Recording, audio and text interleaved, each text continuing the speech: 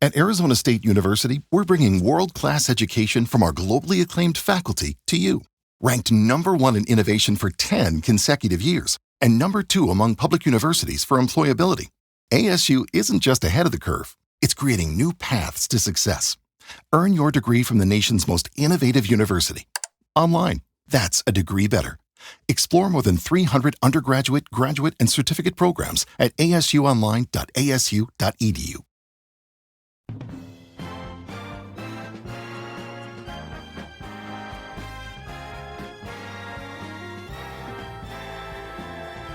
Now, the greatest radio shows of all time. Suspense. The Shadow Node. Washington calling David Harding, counter-spy. Classic radio theater. The Great Gildersleeve. Fibber McGee and Molly. Dragnet. Gunsmoke. The Lone Ranger. Now, step back into a time machine with your host, Wyatt Cox. Good evening, friends of the Inner Sanctum. Westerns on this Tuesday with episodes of Gunsmoke and Fort Laramie from Sunday, June 17, 1956, 69 years ago. The Six Shooter with Jimmy Stewart from 71 years ago. We'll also have an episode of Death Valley Days going all the way back 87 years ago. And an episode of The Couple Next Door. That's all straight ahead. On this Tuesday, 17th day of June, 168th day of the year, 197 days left in 2025. Sir Francis Drake claimed land he called Nova Albion on this date in 1579. It's now California. In 1775, the Battle of Bunker Hill took place. In 1885, the Statue of Liberty arrived in New York Harbor. And in 1898, the U.S. Navy Hospital Corps established.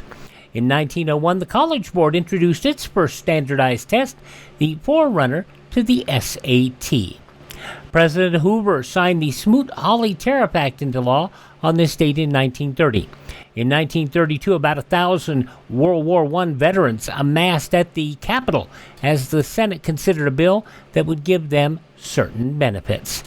In 1933, in Kansas City, 4 FBI agents and captured fugitive Frank Nash, gunned down by gangsters attempting to free Nash at Union Station.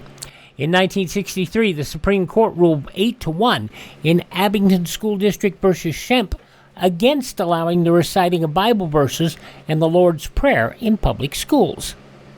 In 1972, 5 White House operatives arrested for burglarizing the offices of the Democratic National Headquarters in the Watergate Hotel in an attempt by some members of the Republican Party to illegally wiretap the organization. 1992, a joint understanding agreement on arms reduction was signed by President George Herbert Walker Bush and Russian President Boris Yeltsin. Following a televised low-speed highway chase and a failed attempt at suicide, O.J. Simpson arrested. Police in Anaheim, California, Orange County, say they are following a white Ford Bronco northbound in Anaheim. In that Ford Bronco is O.J. Simpson with a gun to his head. It was just a short time ago that O.J. called the CHP on his cell phone telling them he was going to commit suicide. The California Highway Patrol says they have identified O.J. Simpson as the man driving the car. They're going slowly down the freeway. If you look into the window of the car, you can see the gun to his head. The police are staying some distance back. They've closed down the entire freeway. Reporter Greg Jarrett. Simpson arrested for the murders of his wife, Nicole Brown Simpson, and her friend, Ronald Goldman. And, of course, the criminal trial, Simpson found not guilty, but in a civil trial later, he will be held civilly liable. Now, in 2008, hundreds of same-sex couples got married across California on the first full day that gay marriage became legal by order of the state's highest court. California voters banned gay marriage the following November, but again, that would be overturned by the U.S. Supreme Court.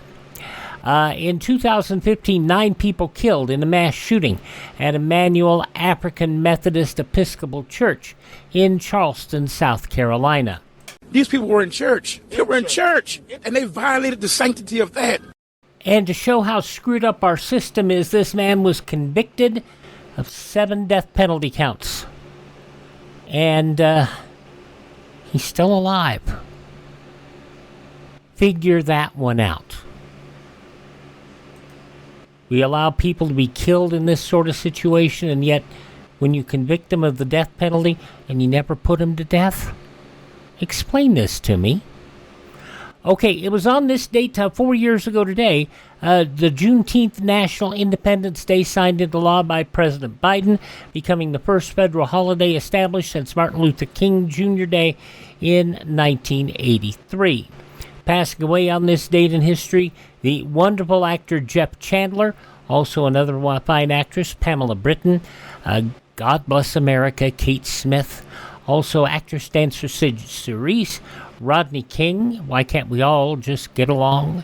And Rodney King was done wrong. He was, and that was an awful, awful case. And also passing away on this date, Gloria Vanderbilt.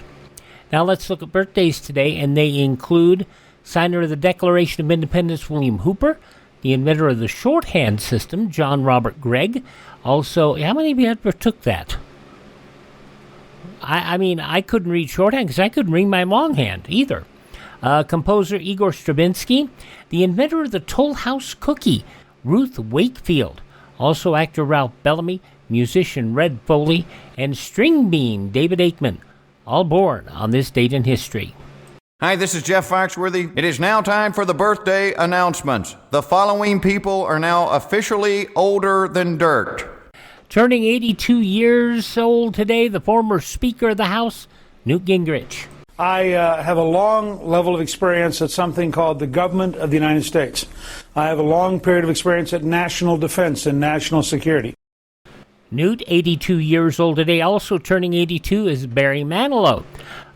From Saturday Night Live, also doing a show Sunday night with Sinatra, Joe Piscopo, 74 years old today.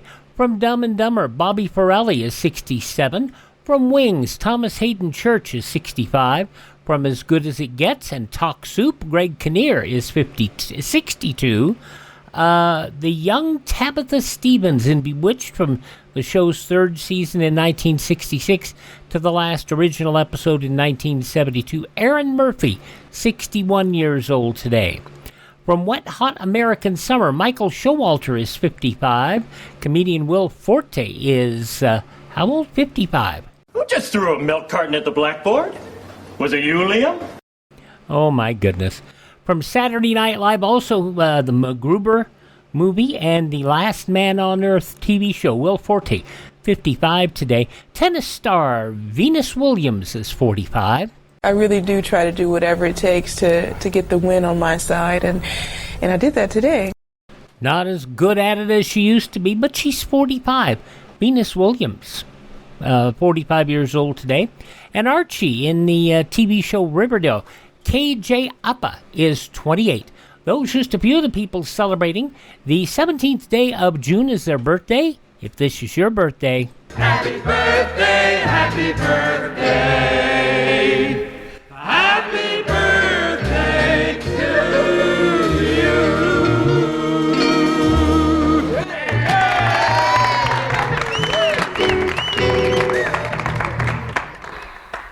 And I don't want anybody thinking I'm being mean to Venus Williams. We all slow down a bit as we age, and especially something as highly competitive as tennis. God bless her for still kicking it up there at the level that she is performing. All right, Classic Radio Theater with Wyatt Cox. We're going to go back to Sunday, 69 years ago, June 17th, 1956. First, for an episode of Gunsmoke. That's next. At Arizona State University, we're bringing world-class education from our globally acclaimed faculty to you. Ranked #1 in innovation for 10 consecutive years and #2 among public universities for employability. ASU isn't just ahead of the curve, it's creating new paths to success. Earn your degree from the nation's most innovative university. Online, that's a degree better. Explore more than 300 undergraduate, graduate, and certificate programs at asuonline.asu.edu. Our religious institutions are strongholds of the American way of life. Our country was founded by men who had faith in God and who were willing to endure hardship and sacrifice for the sake of that faith. Today, the religious institutions in your community need your interest and support. So take an active part in religious affairs. Your pastor, rabbi, or priest will give you invaluable family counsel and aid if you are a newcomer to the community. To face the problems of the future, America must be morally strong. And that moral strength comes through worship and faith. Go to church this week and take someone with you. Now on Classic Radio Theater with Wyatt Cox, we're going to go back to Sunday, June 17th, 1956. That was 69 years ago today, and the program aired at 6:30 Eastern Time, Gunsmoke. And the episode is entitled Cheap Labor.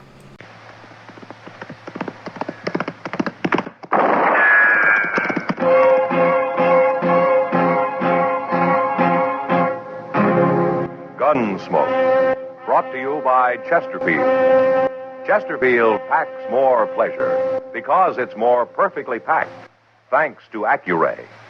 They satisfy the most. Around Dodge City and in the territory on West, there's just one way to handle the killers and the spoilers, and that's with a U.S. Marshal and the smell of gun smoke.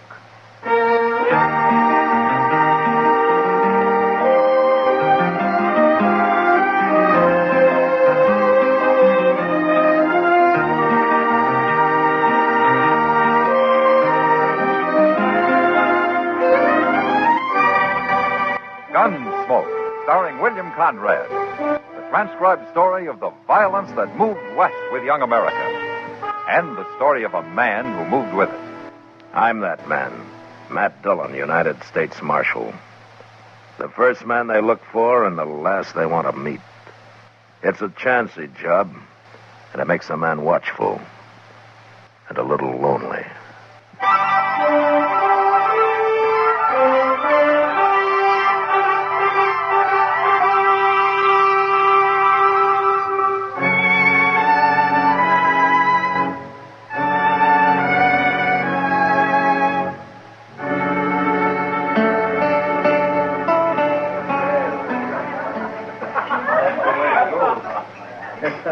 So your name's Fos Capper, huh? Yeah, that's right, mister.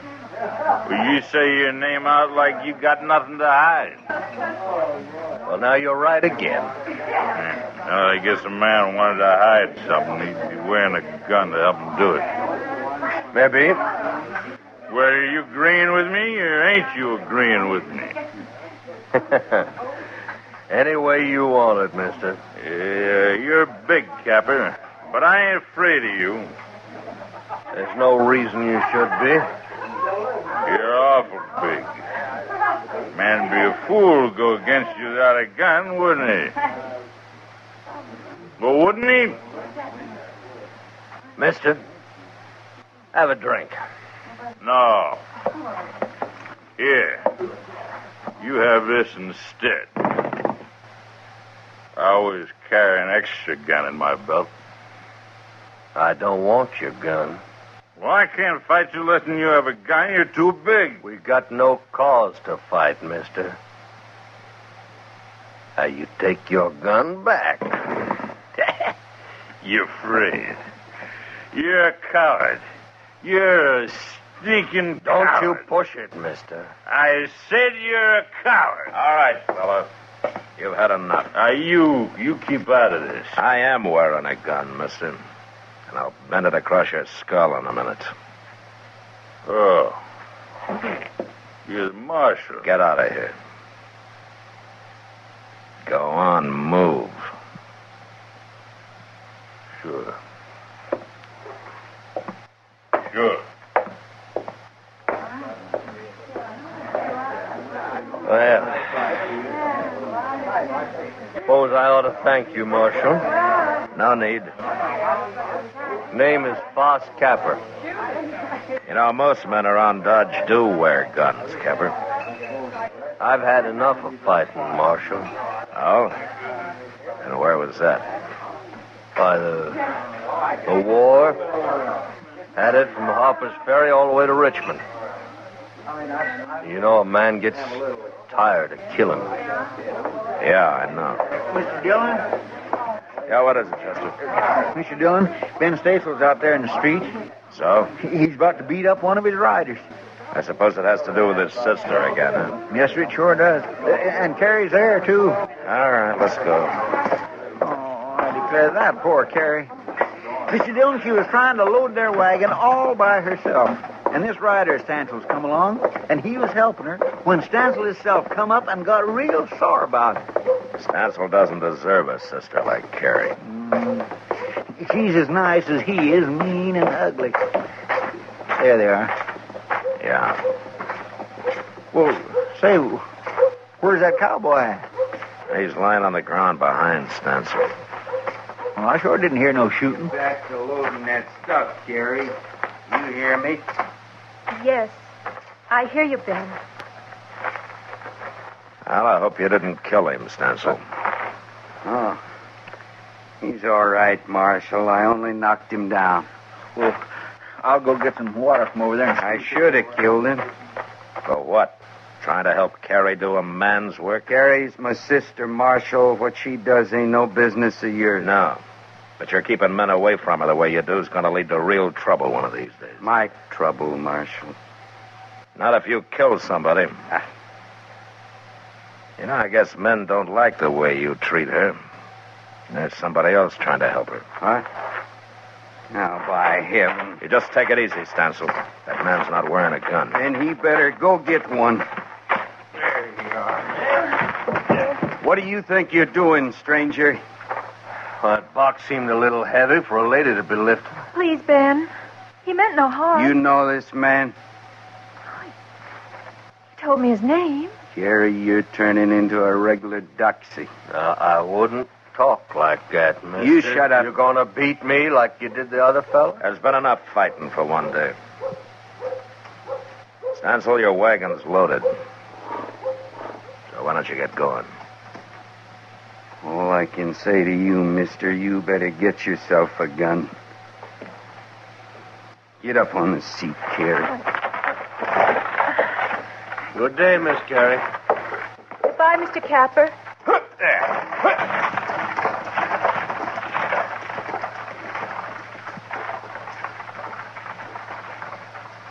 Well, how did you get mixed up in this, Capper? I was curious, so I followed you out. And I seen her struggling with that box. Couldn't just stand there and watch her, could I? Uh-huh. You just remember something. Someday Stancil's gonna kill somebody over her. Well, I sure hope it won't be me. And you know what to do, huh? Yeah, I know what to do, Marshal.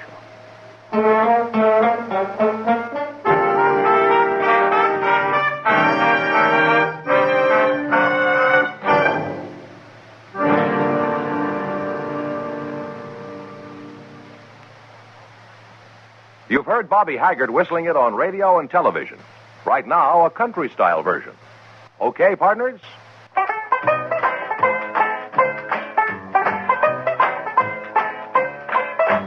Packs more pleasure, packs more pleasure. Chesterfield packs more pleasure because Chesterfield's more perfectly packed. It stands to reason a cigarette made better and packed better, smokes better, tastes better. And Chesterfield is more perfectly packed by Accuray. This electronic miracle removes human error in cigarette manufacture. So Accuray Chesterfield is firm and pleasing to the lips, mild yet deeply satisfying. Yes, Chesterfield gives you something no other cigarette can give you. Chesterfield packs more pleasure because Chesterfield's more perfectly packed. To the touch, to the taste, Chesterfield packs more pleasure because it's more perfectly packed. By Chesterfield, mild, yet they satisfy the most.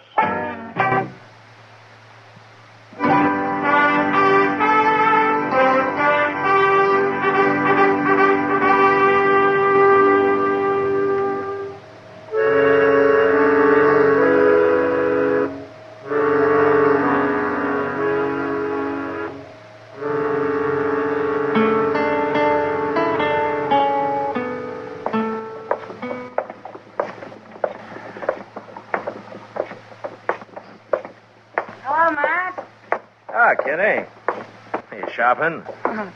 I guess a woman's always shopping, Matt. Whether she buys anything or not. I believe that. Well, now. What? That's Kerry Stancil. Huh? Oh. Well, sure. But isn't that Fos Capper driving her wagon? Well, where you been the last few weeks, Matt? He drives her wagon every time she comes to town. He does. Well, sure. He rides out, meets her part way, ties his horse behind, and they drive in together. And this has been going on for a couple of weeks or so? Oh, but at least. Ben Stancil hasn't found out, I take it. I doubt if Capper's ever showed himself anywhere near the ranch, Matt. You think he's afraid? Don't you? Maybe he only wants to avoid a fight. Isn't that the same thing? No, not necessarily, Kitty. Well, if he wasn't a coward, he'd be wearing a gun, wouldn't he? I don't know, Kitty. I haven't decided about Fos Capper. Look at them, Matt. They're so wrapped up in each other they don't even see us.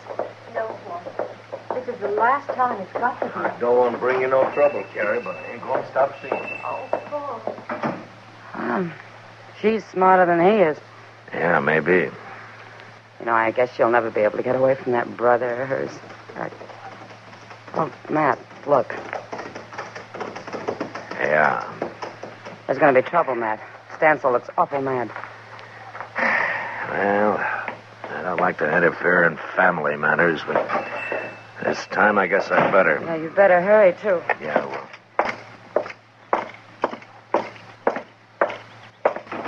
How's this been going on, Kerry? Please, Ben.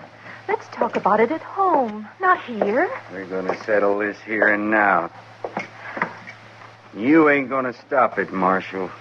I just want to be sure you remember that Fos Capper doesn't carry a gun, Stancil. Dirty coward. Of course he doesn't. A gun wouldn't solve anything, Stancil. It'd get you killed. That'd solve things. Maybe for you, not for Kerry. I don't even want to hear you saying her name. You're going to have to hear it.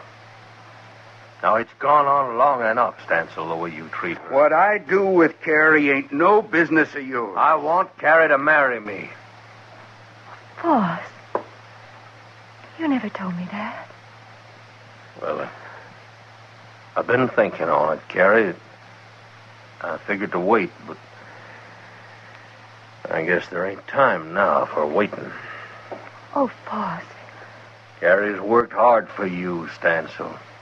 You never gave her a thing of her own. You kept everybody from her for fear of losing her. She ain't a woman to you, a sister. She's nothing but cheap labor. I'll kill you sure now. No, you won't, because you'd hang for it. I'll get you, Capper, one way or the other.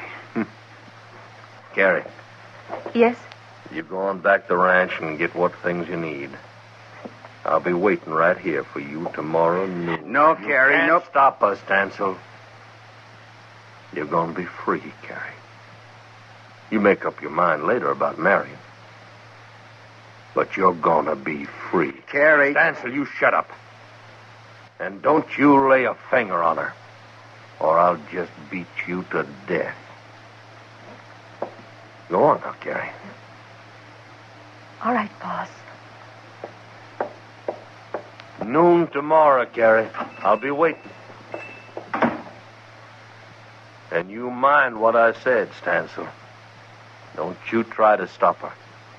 I won't try to stop her. It's you I'm going to stop.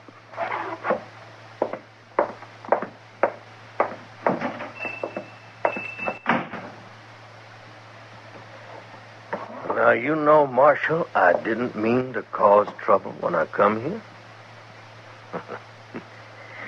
Well, maybe not, Capper. But you sure done it.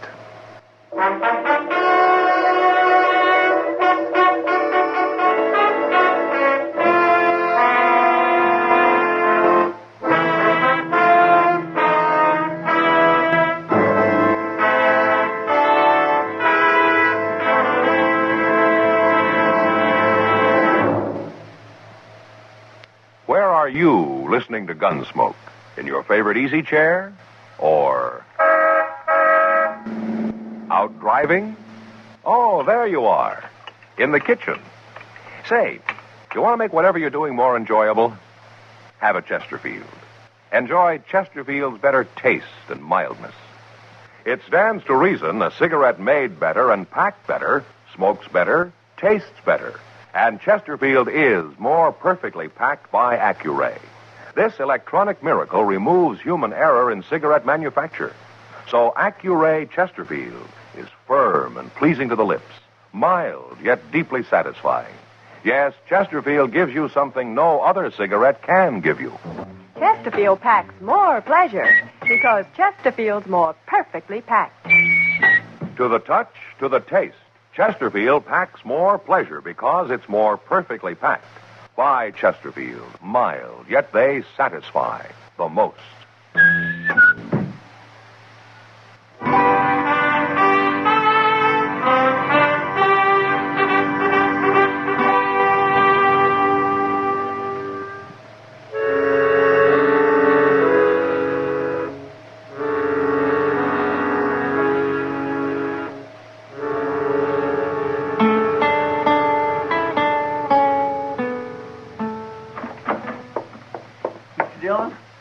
What is it, Chester? You better get on out there quick. It's fixing to happen. Ben Stancil just rode in with two of his men. What? Has Kerry showed up yet? No, sir, she ain't. But Fos Capper was waiting for her when them others come in. Yeah.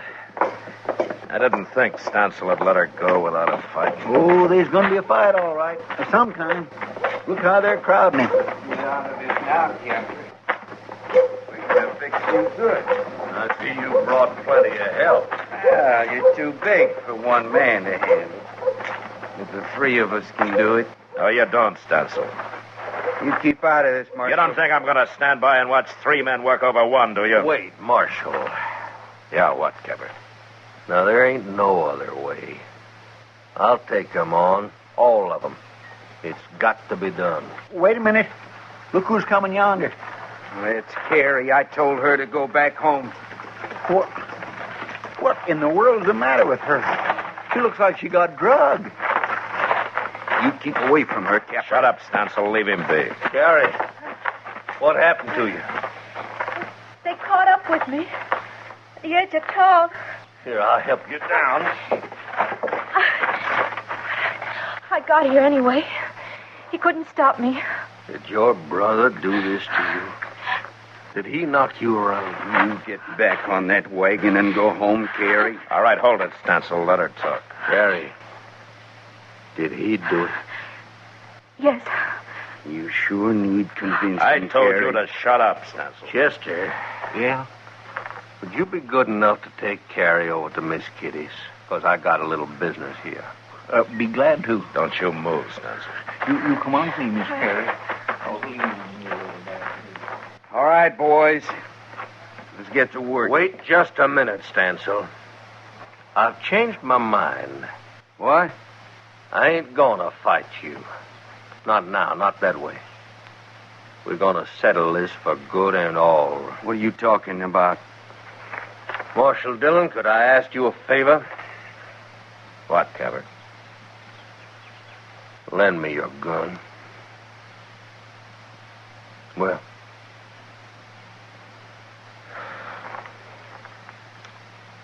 All right.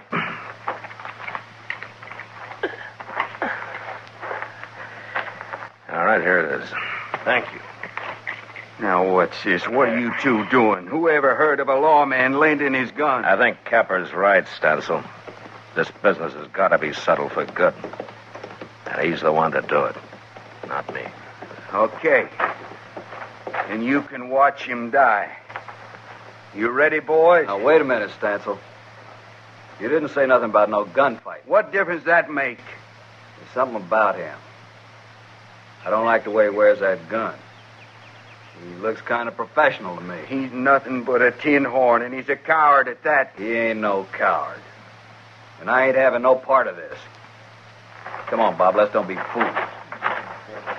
Now, you're fired, both of you. Good. Stancil? Was he right, Capper? Are you a gunman? You can find out easy enough. You gonna stand there and allow this, Marshal? I can't stop it now. Well, I think he is a gunman. I think he's a killer. Stancil, you're through. Get going.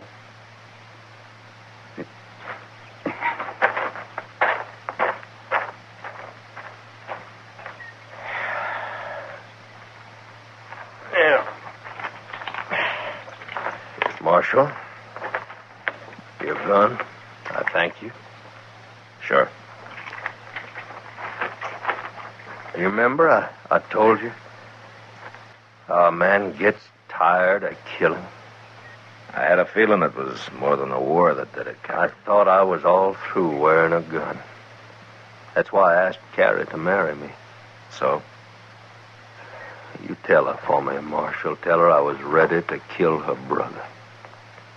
I can't ask her to marry me now. A day will always come when I'll have to put on a gun again. Not against Stancil. Well, there's others. A man like me's got enemies.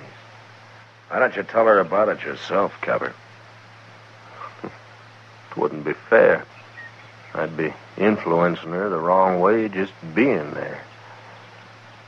Will you do it? It's too late. Huh? I'm behind you. Oh. She didn't go to Kitty's. She was waiting to see what happened. Yeah. She saw you, Capper, gun and all. She doesn't look like she's coming to tell you goodbye. No. Oh, she doesn't, does she?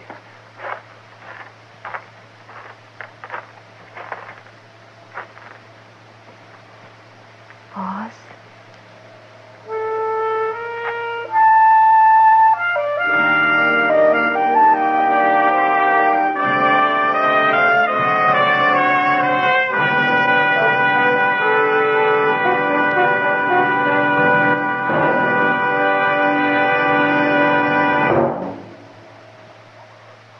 In a moment, our star, William Conrad. Chesterfield packs more pleasure because Chesterfield's more perfectly packed. A cigarette made better and packed better, smokes better, tastes better. And Chesterfield is more perfectly packed by Accuray. This electronic miracle removes human error in cigarette manufacture. So Accuray Chesterfield is firm and pleasing to the lips. Chesterfield, mild, yet they satisfy the most. You know, writers like Ned Buntline drew exaggerated word pictures of the West, yet they did no real harm.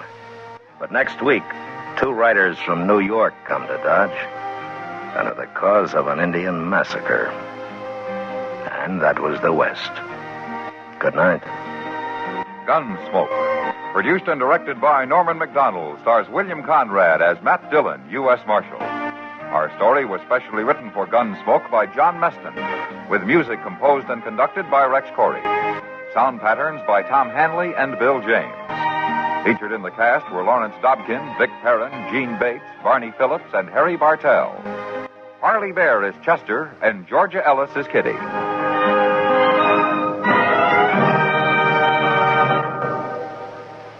Live modern. Smoke L&M. Live modern. Change to L&M. Live modern. Smoke L&M. Only with L&M can you enjoy the full, exciting flavor of today's finest tobaccos. No other cigarette, plain or filter, gives you the full, exciting flavor you get through the pure white Miracle Tip. So light up, free up, let your taste come alive. Live modern. Smoke L&M. Join us again next week for another specially transcribed story on Gunsmoke.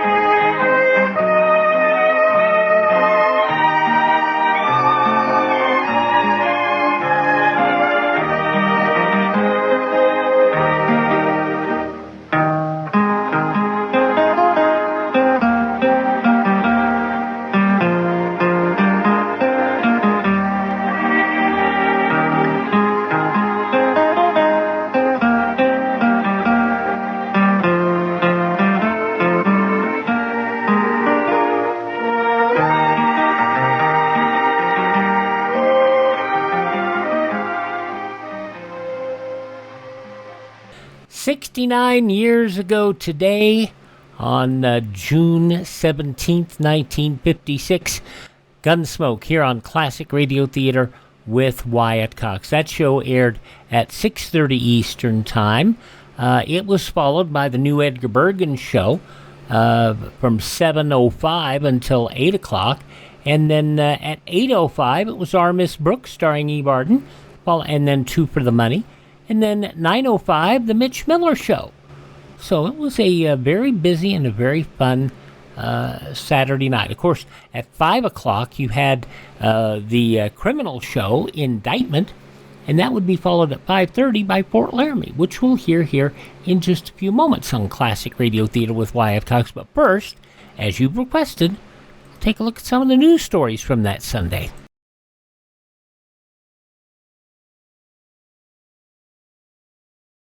Our country was founded by men who had faith in God and who were willing to endure hardship and sacrifice for the sake of that faith.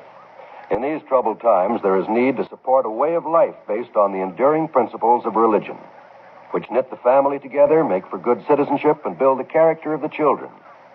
The religious institutions in your community need your interest and support, so take an active part in religious affairs. Your pastor, rabbi, or priest will give you invaluable family counsel and aid if you're a newcomer to the community. To face the problems of the future, America must be morally strong, and that moral strength comes through worship and faith. Go to church this week and take someone with you. We'll go to Fort Laramie in a few minutes, as it was broadcast 69 years ago today, Sunday, June 17th, 1956. Let's have some of the news headlines from today, though, before we go there.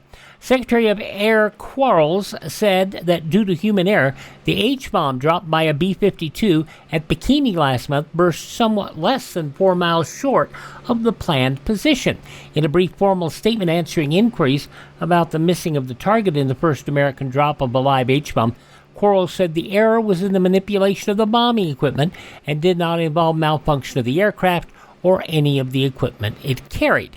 He said while the error was considerably more than normally expected, it was not great enough to have a serious effect on the success of the experiment. Meanwhile, a revolution in the nation's air defenses will start this summer with the introduction of the first supersonic interceptor planes. For the first time, the Continental Air Defense Command will operate jet fighters that can climb as high as Russia's intercontinental Bison bombers and fly several hundred miles an hour faster. French Foreign Minister Christian Pineau and Secretary of State John Foster Dulles will come to grips in Washington Monday with a three-way crisis in the North Atlantic Alliance. If unchecked, the NATO troubles could destroy the security of the West and lay it open to future Soviet arms. Pineau arrived in Washington, greeted by the usual warm ceremonial words about French-American friendship. President Eisenhower celebrated a week of steady recovery from his emergency operation by eating his first solid food and watching the National Open Golf Tournament on television.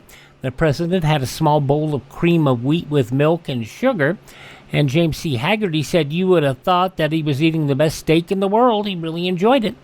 The famous Ike grin also flashed happily when attendants wheeled into his bedroom a large-screen TV set to enable the nation's #1 golfer to watch the Open Tournament at Rochester, New York.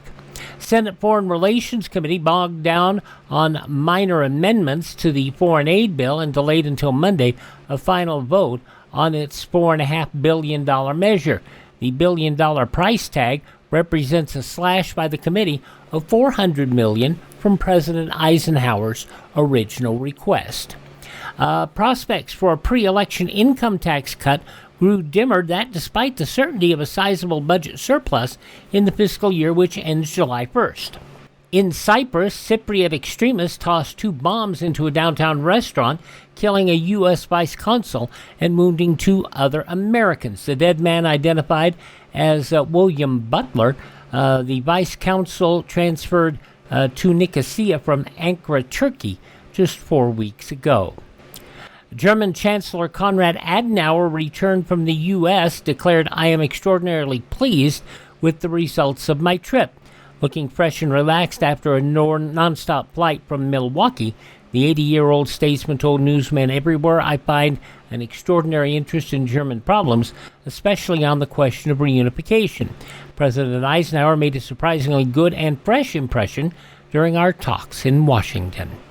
Company and union negotiators made progress in their effort to break a steel contract deadlock before the June 30th strike deadline.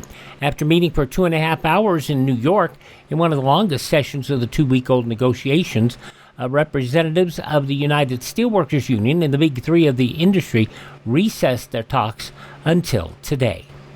A union leader's promise to obey any court order gave the city's subway riders some hope that a second citywide subway strike would not be called in New York City.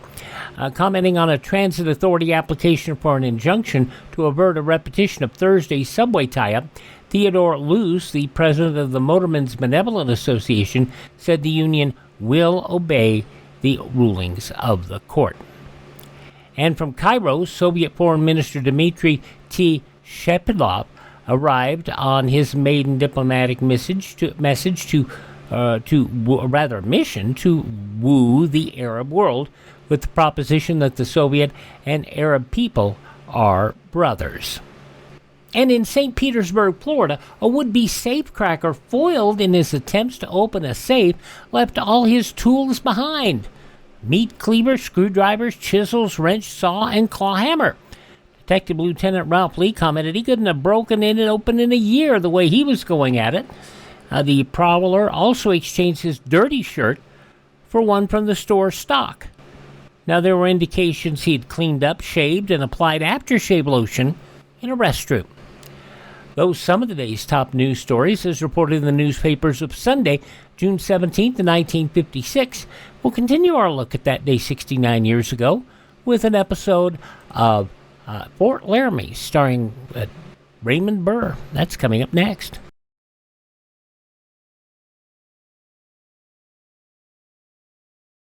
You know, this is still the season for carefree holidays and vacations.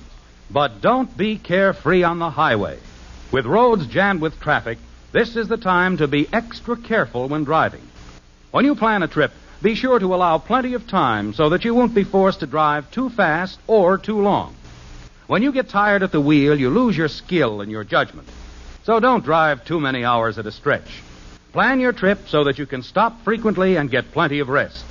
And when you start that trip, resolve that you're going to obey traffic laws and regulations. Don't gamble with safety. Remember, the life you save may be your own. Now on Classic Radio Theater with Wyatt Cox, we go back to Sunday, June 17, 1956, for our second show from this date, 69 years ago. Raymond Burr, starring in Fort Laramie.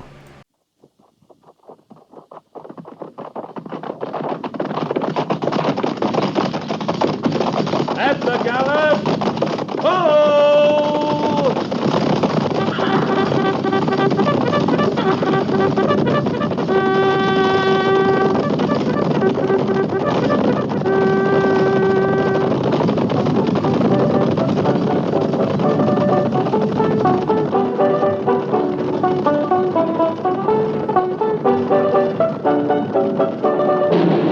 Fort Laramie.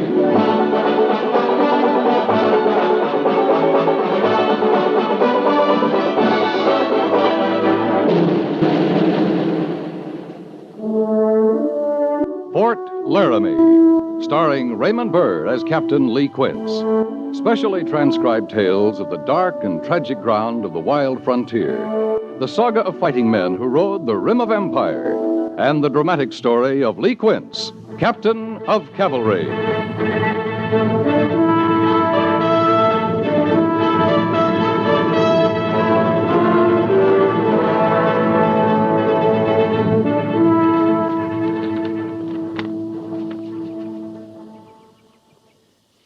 Bales of flour.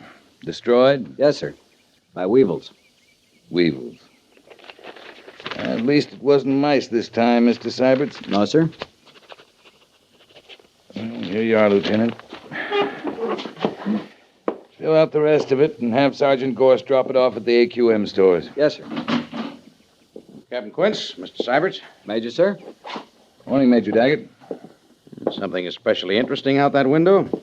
Or is it just spring fever? Well, the quartermaster's report was a little boring this morning. I know. It's hard to stay indoors in a day like this.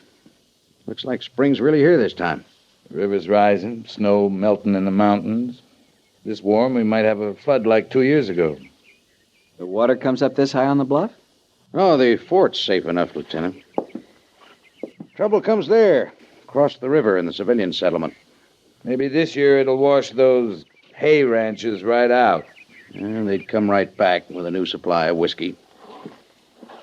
Now, if I had my way, they'd be cleaned out for good. That'd cut our guardhouse detail by half. You can't blame the men too much, Major, when payday comes around only once a month. I suppose not. I guess I've got spring fever, too. First birds I've heard in months. Yeah. Our snowbirds will be thinking of flying, too. Snowbirds? Winter soldiers.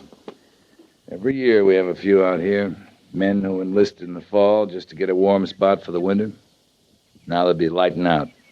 They'll desert? Go on west to the gold fields. This happens every year, Mr. Syberts. You can't punish a man before the crime's committed. Afterwards, it's usually too late. They're long gone. Well, couldn't we go after them, bring them back? We could, but we usually found more important things to do. Couldn't we take measures to prevent it? Any suggestions? I don't know exactly, sir, but perhaps warn them at morning parade, read the penalty for desertion, double the guard. And send patrols after the ones that slip through? Well, it just seemed to me... Meanwhile, the Cheyenne and the Sioux and the Crow are feeling the spring, too. Riling their blood. I see, sir. You mean there's nothing we can do? Oh, your theory's good enough, Mr. Syberts. I'll have the penalty read. And as for the Indians, we'll send out the usual spring patrols to look them over. Well, this weather can't be too soon, Major. I'd say the Clearwater Patrol should be the first. I'd like to take that one. Mr. Syberts here could handle it. Mr. Syberts could handle these quartermaster reports, too, Major. I'd probably be more useful in the field. On a day like this, I'd like to be in the field, too. That's the price you pay. Why should I relieve you of your responsibility just because you have spring fever? No reason, I guess, Major Daggett. All right. Take the Clearwater Patrol, Captain Quince. Thank you, Major. Well, I guess I'd better finish these reports.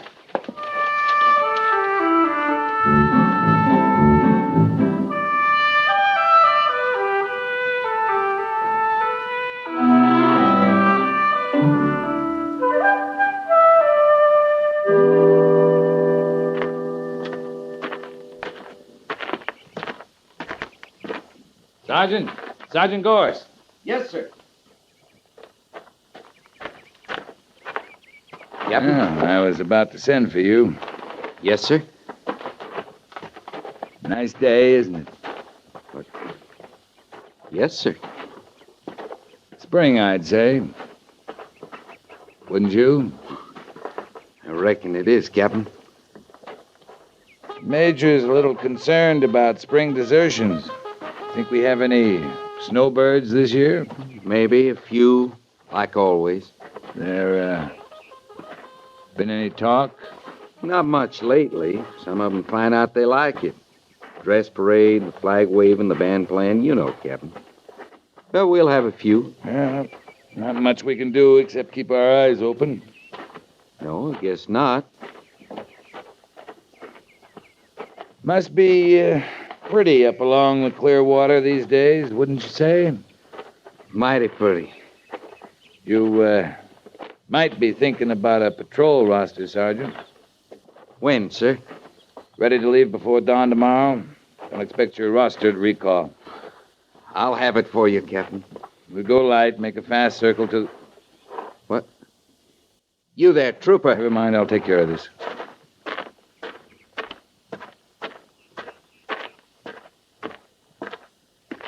Private? Yes? Oh, yes, sir. Private, a soldier in the United States Cavalry does not sit down on sentry duty. Not even on a lazy spring day. No, sir. Sorry, sir. What's your name? Bland, sir. How long you been in the 2nd? 6 months, sir. You should be a soldier by now, Blant. But look at those boots. How long since you polished them? And this, what's this? A belt, sir. Where's your service belt? I lost it, sir. Lost it? You ever hear of canteen inventory? You know that everything you have is government property. Anything you lose is charged to your pay. Yes, sir. Then you'd better be more careful, Private. Get a new service belt today. And shine those boots. Yes, sir. Above all, don't sit down on sentry duty. No, sir. Carry on.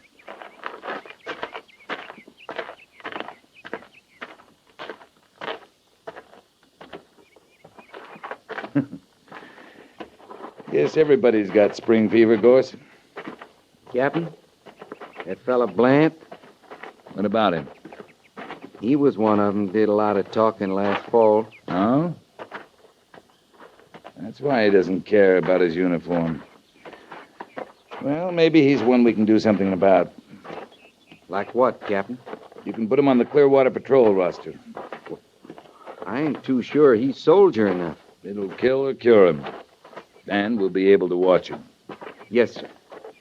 You might try some of that dress parade on him. Put him on flag detail at retreat tonight.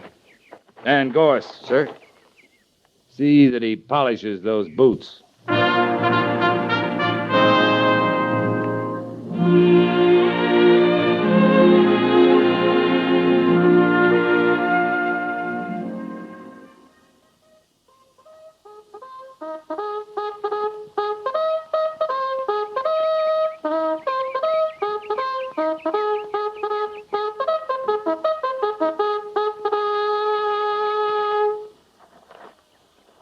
Order! Arms! Sergeant, dismiss the company. Company! Dismiss!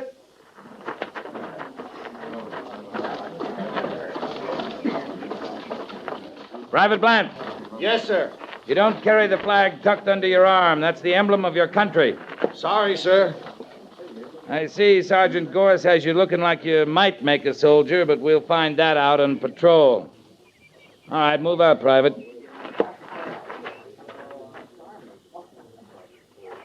Well, what do you think, Gorse? I don't know, Captain. He's got all the makings except the notion. He's got his mind on other things. I don't know if we can depend on him. We might have to. Oh, he might surprise you, Sergeant, if it came to that. Maybe. Well, we'll see. 4 a.m. tomorrow, Sergeant.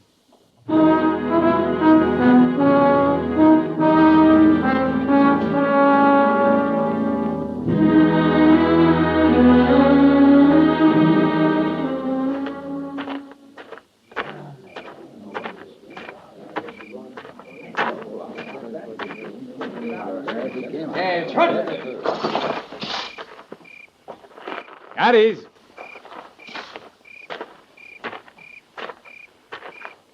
All present or accounted for, Sergeant? All except one, sir. Blant. He's gone. Must have left last night. Took his horse, equipment.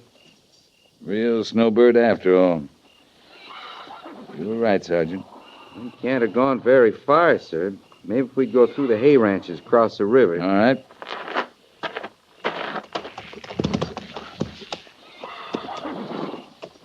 Stand a horse.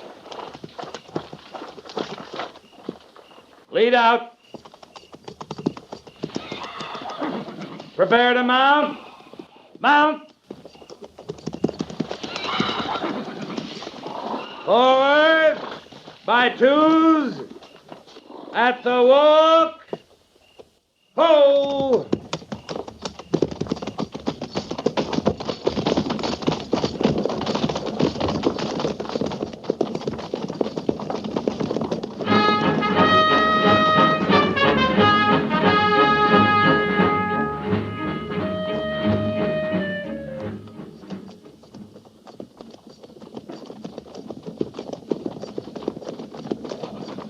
Not much doing around here this early. Well, they're not on Army time. No, sir. Whiskey time. I don't see any sign. There. In that corral. Yes, sir. By golly, that's an army mount back of old Greasy's. I figured Greasy'd be the most likely to take a chance. We didn't have time to get rid of it yet. Patrol! Halt!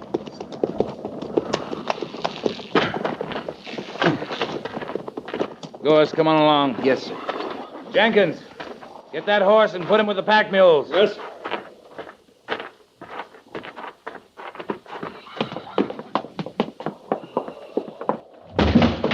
Hey! Hey, what's going on here? What do you think you're doing? Where'd you get that horse in your corral, Greasy? What horse? You know what horse. Where's the man who brought it? I don't know what you're talking about. Back room, Gorse. Yes, sir. Now, wait a minute. Get out of the way, Greasy. You're in enough trouble. Now, wait a minute, Captain. Let me explain. Yes, Captain. Uniform, saddle, pack, hardware, everything. You didn't expect us so soon, did you, Greasy? Where's the soldier you got this from? Well?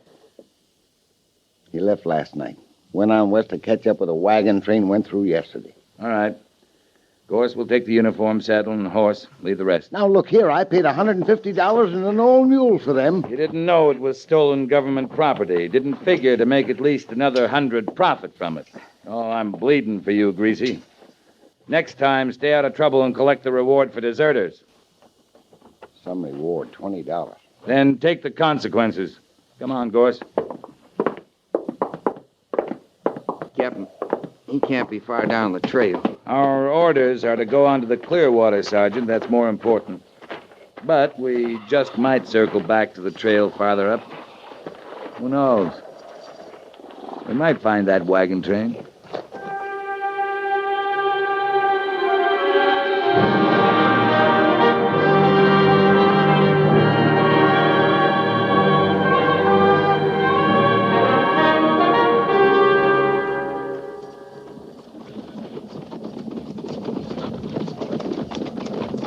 You was right, Captain. What about, Sergeant? Sure is pretty up here. Was till now. Look up ahead. Yeah. Patrol! Halt!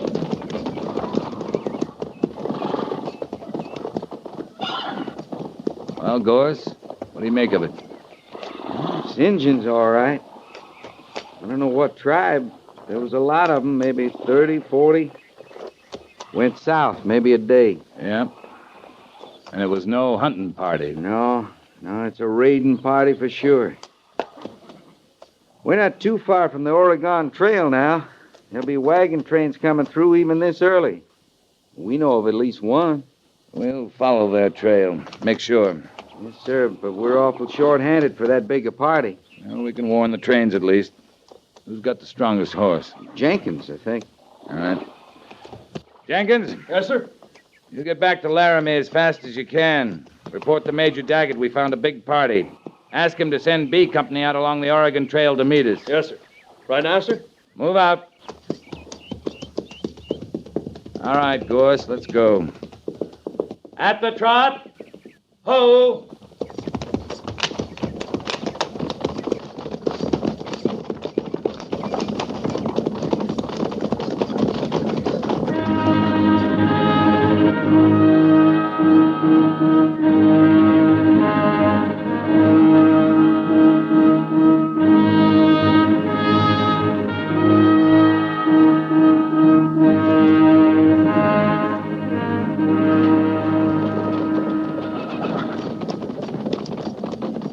We should be getting close to the Oregon Trail, Sergeant. Yes, sir, any time now. Maybe we better... Wait a minute. Guns, Captain. At the gallop! Ho!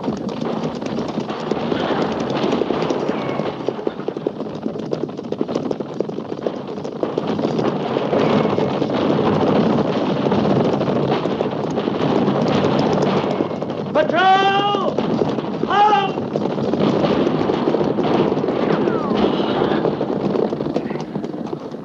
Hey, it's a wagon train, Captain. They're under attack. Surrounded. And them Cheyenne, at least 50. Sure don't stand much chance against that many, Captain. No, but if we surprise them, we might be able to ride through to the wagons. Hold your fire, men. Stay low in the saddle, and we'll ride straight through. All right. Charge!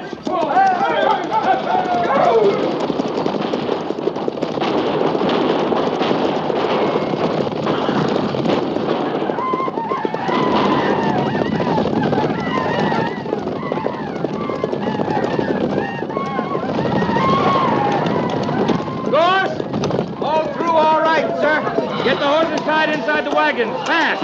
Every man spread out for action. Captain, we're mighty glad to see you. I'm Ben Gale, leader of the train. I don't know how much good we can do you, sir, but looks like we surprised him for the moment. We pulled off to talk it over. Get your people back of the wagons. They'll be coming in again. All right. Boys, now get back to your places. The horses are all secure, Captain. Wait a minute, Gorse. Bland. Oh? Hello, Captain. I guess you were hoping not to see us. Yeah, I guess I was. We are. You're under arrest. Disarm him, Gorse. Now, wait, Captain. I want a gun. We're going to need everyone here. You didn't want to fight with us, Mr. Blant. Now you're not going to. You'll stay back with the women and children. But, Captain, Here listen. they come again. All right, hold your fire. Let them get close.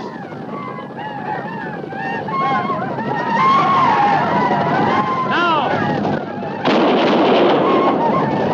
Reload! Fire at will!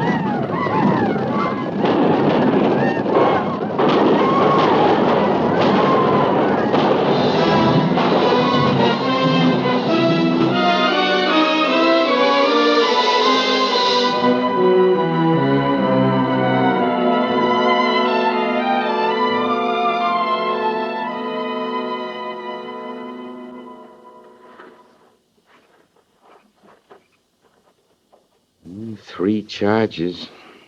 How many more can we stand off, Captain? No, they won't come in again tonight.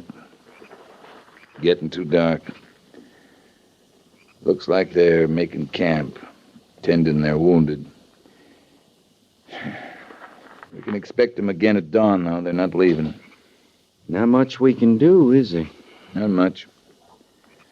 Can't expect B Company till sometime tomorrow. We can hold out till then. Keep a good watch, Gorse. Yes, sir.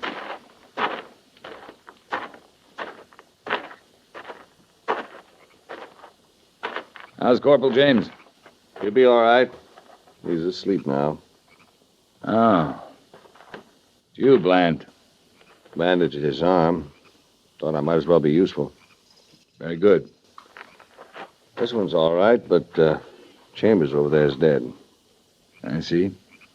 Captain, I want a gun. You do, Bland? You're outnumbered 3-1. You got 4 men wounded, 1 dead. I want to take his place. You didn't want to fight with the cavalry. I was never afraid of a fight. I just had other plans. I admit it wasn't right, but what does it matter now? We may none of us get back. Matters to me. Matters to my men. The men you rode with. Captain, I'd made up my mind, planned it all for so long. I had to go through with it. Stubbornness is a poor excuse, Mr. Blant. Won't you even let me try to make up for it? Blant, you're going to stand trial for desertion. I don't mean that. I mean to the men.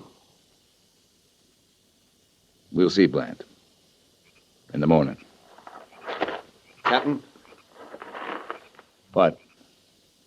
Why wait till morning? I got an idea how we can get out of this. It's going to be dark tonight. If somebody could sneak out to those Indian horses, cut the picket rope, stampede them, and You think anybody could get within 100 yards of those horses and live? But if they could, then if we were ready to move fast, they couldn't follow us. We could make it back to Bridger's Crossing by morning, maybe. And what man am I supposed to send out there, Mr. Blant? Me. No.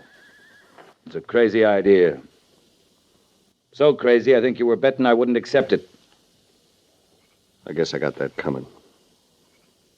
But you have to admit, even if it was true, I was betting my life. We'll risk it right here, Mr. Blant. You go on tending the wounded. About the gun? Well, we'll see you in the morning.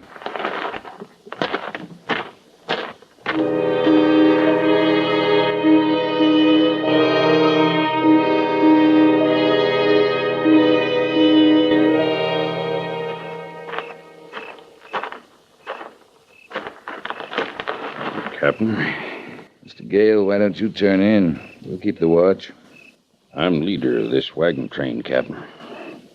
I'll stay. All right. It's kind of mesmerizing, though. Staring at them little fires, winking in the dark.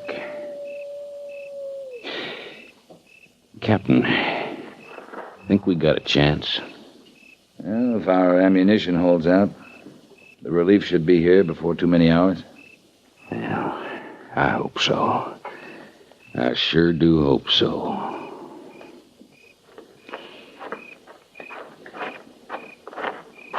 Captain? Yes, Sergeant? Have you seen Blant, sir? No. He's gone. Escaped again, I guess. I wouldn't be too sure of that, Sergeant. What do you mean, sir? Mr. Gale, if I give the word, how quick can you hitch all your mules to 2 wagons, put the women and children in one, wounded in the other? What do you mean, Captain? I mean, we may be getting out of here. Captain, something's going on over there. I know, Sergeant. Get those mules hitched, Mr. Gale. All right, Captain. Captain, I don't understand. You will in a minute, Gorst. Here he comes. Now hold your fire. Hold your fire! Captain, it's Blant. Yeah, it's Blant. It worked, Captain. It worked, stampeded them right through the camp. There's quite a ruckus over there. I can hear it, Mr. Blant. We're getting ready to move. You're not very good at obeying orders, are you? What about that gun now, sir, and a horse? We might have to fight yet. You're still under arrest, and it's dark night. If you had a horse and a gun, we might not ever see you again. That's right, sir. You might not. Sergeant Gorst, sir, you'll furnish Mr. Blant with a horse and carbine. He'll ride the rear guard. Yes, sir. Thank you, Captain. Too bad about you, Blant. You might have made a fair soldier if you weren't so stubborn. All right, let's get moving.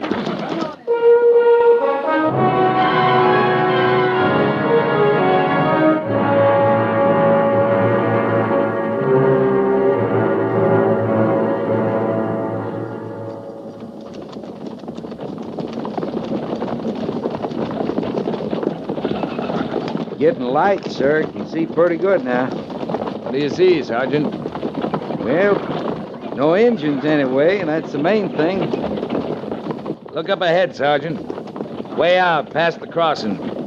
Well, that's a column, Captain. That's Company B. That's right, Sergeant. I think we can pull up now. Patrol! Halt!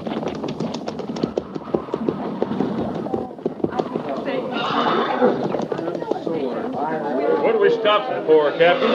There's our relief up ahead, Mr. Gale. They'll be here in a few minutes. We're safe now. Well, folks. Patrol! Dismount and pin graze.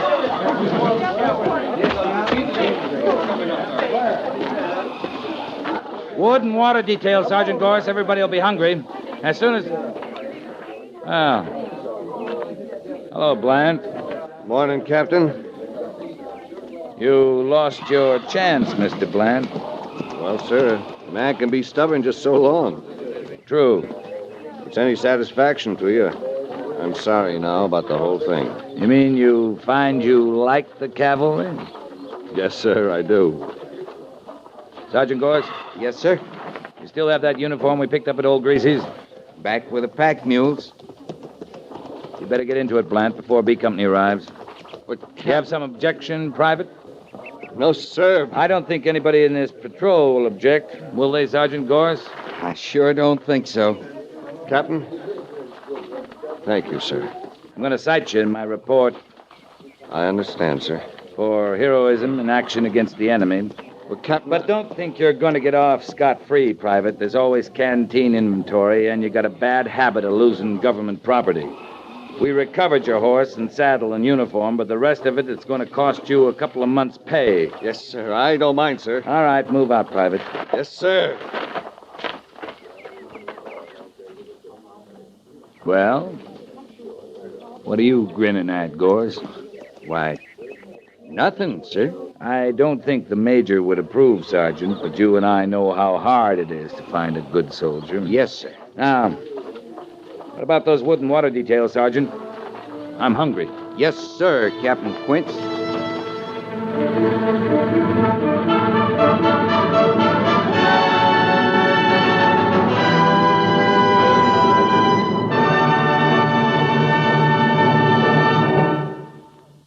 Fort Laramie is produced and directed by Norman MacDonald and stars Raymond Burr as Lee Quince, Captain of Cavalry, with Vic Perrin as Sergeant Gorse. The script was specially written for Fort Laramie by John Dunkel, with sound patterns by Bill James and Ray Kemper. Musical supervision by Amerigo Marino.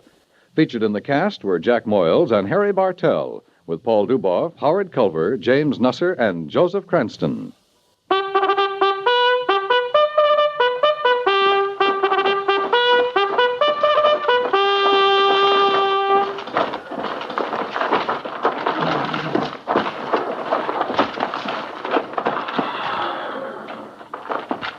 Company, attention!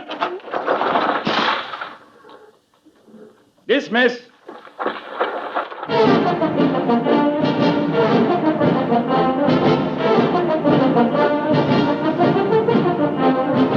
Next week, another transcribed story of the Northwest frontier and the troopers who fought under Lee Quince, Captain of Cavalry.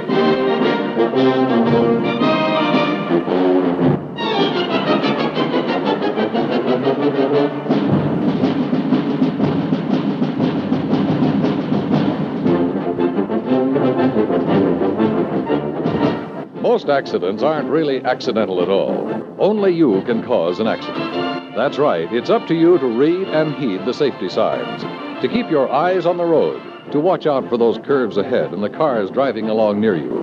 Most drivers know how to operate a car. They know the traffic rules. They know that speeding, taking chances, failing to keep to the right of the line are dangerous hazards. Accidents happen because drivers do these things despite what they know. So while you're driving, remember that you and only you are responsible for your life and the lives of those driving with you. Drive carefully.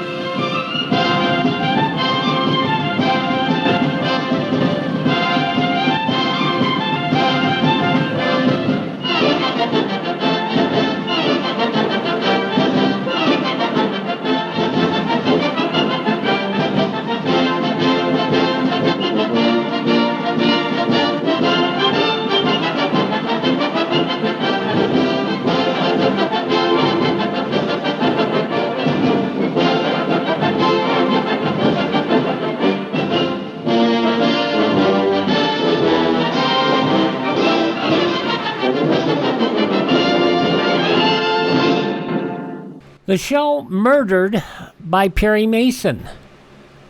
Raymond Burr liked Fort Laramie.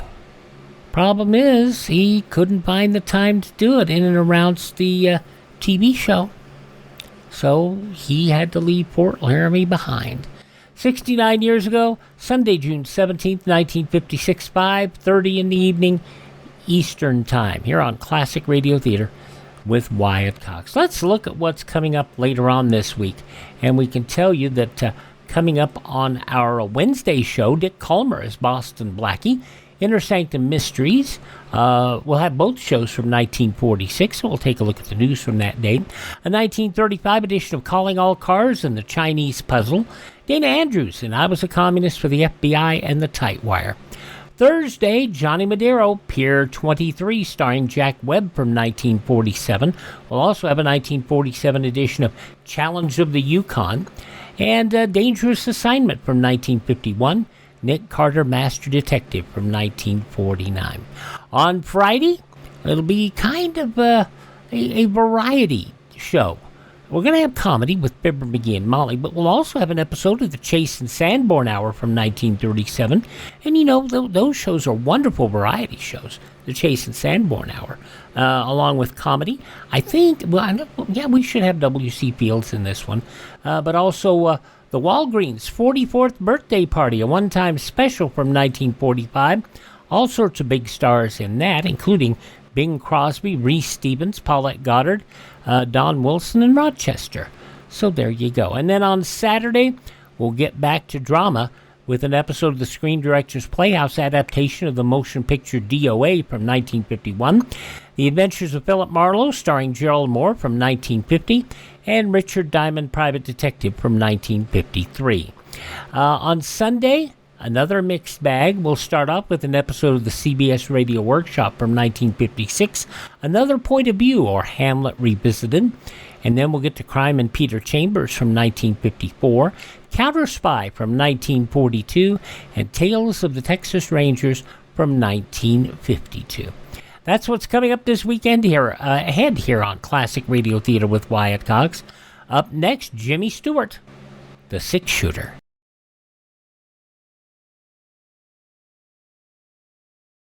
You know, defense is one job we can't put off. Because if we want security for our home and country tomorrow, we've got to do something about it today. How? By investing in United States savings bonds. You'll get a return of $4 for every $3 you put in, and in less than 10 years. In addition, you can hold your bonds beyond maturity and earn further interest. 3% interest compounded semi-annually for as long as 10 additional years. Sign up today for freedom. Join the payroll savings plan or the bond-a-month plan. You'll feel more secure tomorrow if you buy United States savings bonds today. And we roll on here on Classic Radio Theater with an episode of The Six-Shooter starring Jimmy Stewart. Of course, still then being called James Stewart. And this episode, 71 years ago, June 17th, 1954, When the Shoe Doesn't Fit.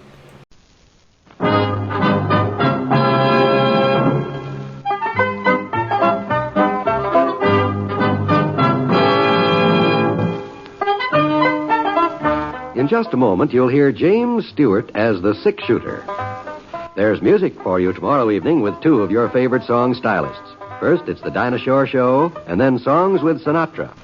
There's laughter, too, in your Friday lineup with three comedy favorites. The Bob Hope Show with Bob's guest Jerry Colonna, the Phil Harris Alice Faye Show, and Can You Top This? It's a great Friday night program lineup, all of them heard only on NBC. James Stewart as the Six-Shooter.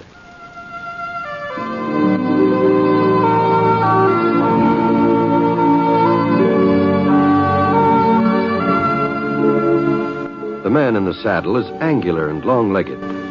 His skin is sun-dyed brown. The gun in his holster is gray steel and rainbow mother of pearl. Its handle unmarked. People call them both the Six-Shooter.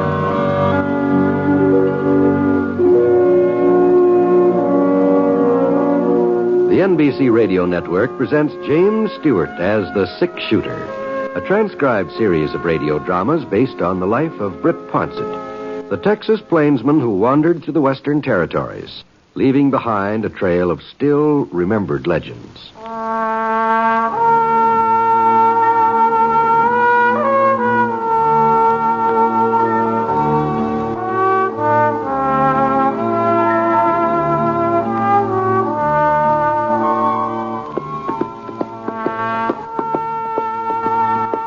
It was about 7 o'clock on a Saturday evening, and I was riding down the east trail that led from Kansas City over to Crown Ranch.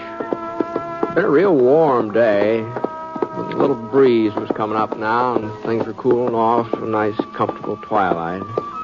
I hadn't seen any signs of habitation for the last few miles. The soil was pretty thin and sandy. Probably wouldn't grow much. But a little further on, the ground turned brown, rich-looking. I noticed a frame house sitting back, 50 yards back from the trail. When I was almost even with the house, the front door opened and somebody came running out toward me. Hey, mister! Would you hold up a minute, mister? Young boy, it looked like, about 15, 16, wearing blue jeans and a checkered shirt and a little peaked cap pulled down over his ears. Whoa, Scar. Whoa, boy. Whoa, boy. Howdy, son. What can I do for you? You come from town, mister? That's right. You didn't run across Friendly DeWitt on the trail, did you? Friendly DeWitt? You know him, don't you, mister? He runs the traveling mercantile. How's that? Oh, sure. We're too far out to get into town very much, so he brings around a wagon load of goods every once in a while. I just don't know what we'd do without him. Well, don't stand out there all night jawing. Just find out about Friendly, like I told you. The gentleman ain't seen him, ma'am. Oh, shut up, Fern. You can wear something else if you have to. Oh! The supper dishes are waiting, Cindy Lou. What was that she called you? Cindy Lou? But that's a girl's name. Oh, in this light here, the way you were dressed, I sort of thought maybe you were... It don't matter. Thanks again, mister. So long. So long. Cindy Lou. Well, I gave Scar a little touch of my heel. Let go. Come on. Come on, boy. We started off.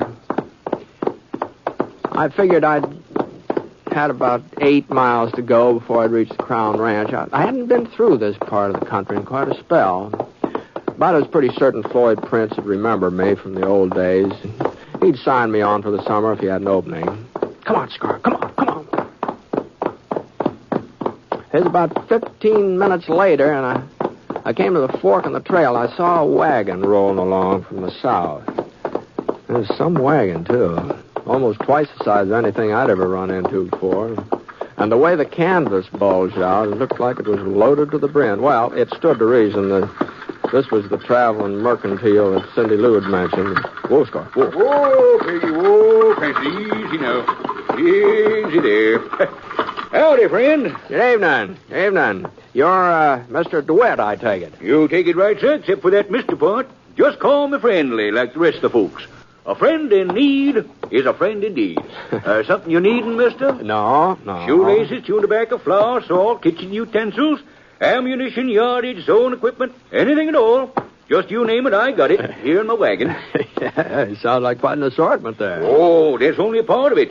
I didn't even touch on my medical supplies. Oh. Old Doc Bostow's painkiller, Seth's simple all-purpose salve, Miss Jenny's bunion plasters and corn removers. You got any corns that's troubling you, mister? They're just the thing. No, I don't do too much walking.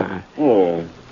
Some liniment, then? No, thanks just the same. I'm in pretty good health. Well, what about wearing apparel? I got a full line of Levi's shirts, bandanas, cotton and wool socks. No, I'm just not in the market for anything friendly. The only reason I stopped was to tell you that those folks down the trail were getting kind of anxious about you. Folks down the trail? Uh-huh. You know, the farmhouse a couple miles back there. Well, I just can't imagine who you're talking about, mister. I ain't even headed that way. I'm making a delivery over the Davis Ranch near Evergreen. Davis girl's getting married tomorrow morning. I'm bringing all the paraphernalia for the wedding. You sure somebody in this neighborhood's looking for me? They seem to be. I don't know the family's name exactly. The girl I bumped into is called Cindy Lou. Well, that must be Cindy Lou Ames. But why would... Great yellow pumpkins. Hattie Ames.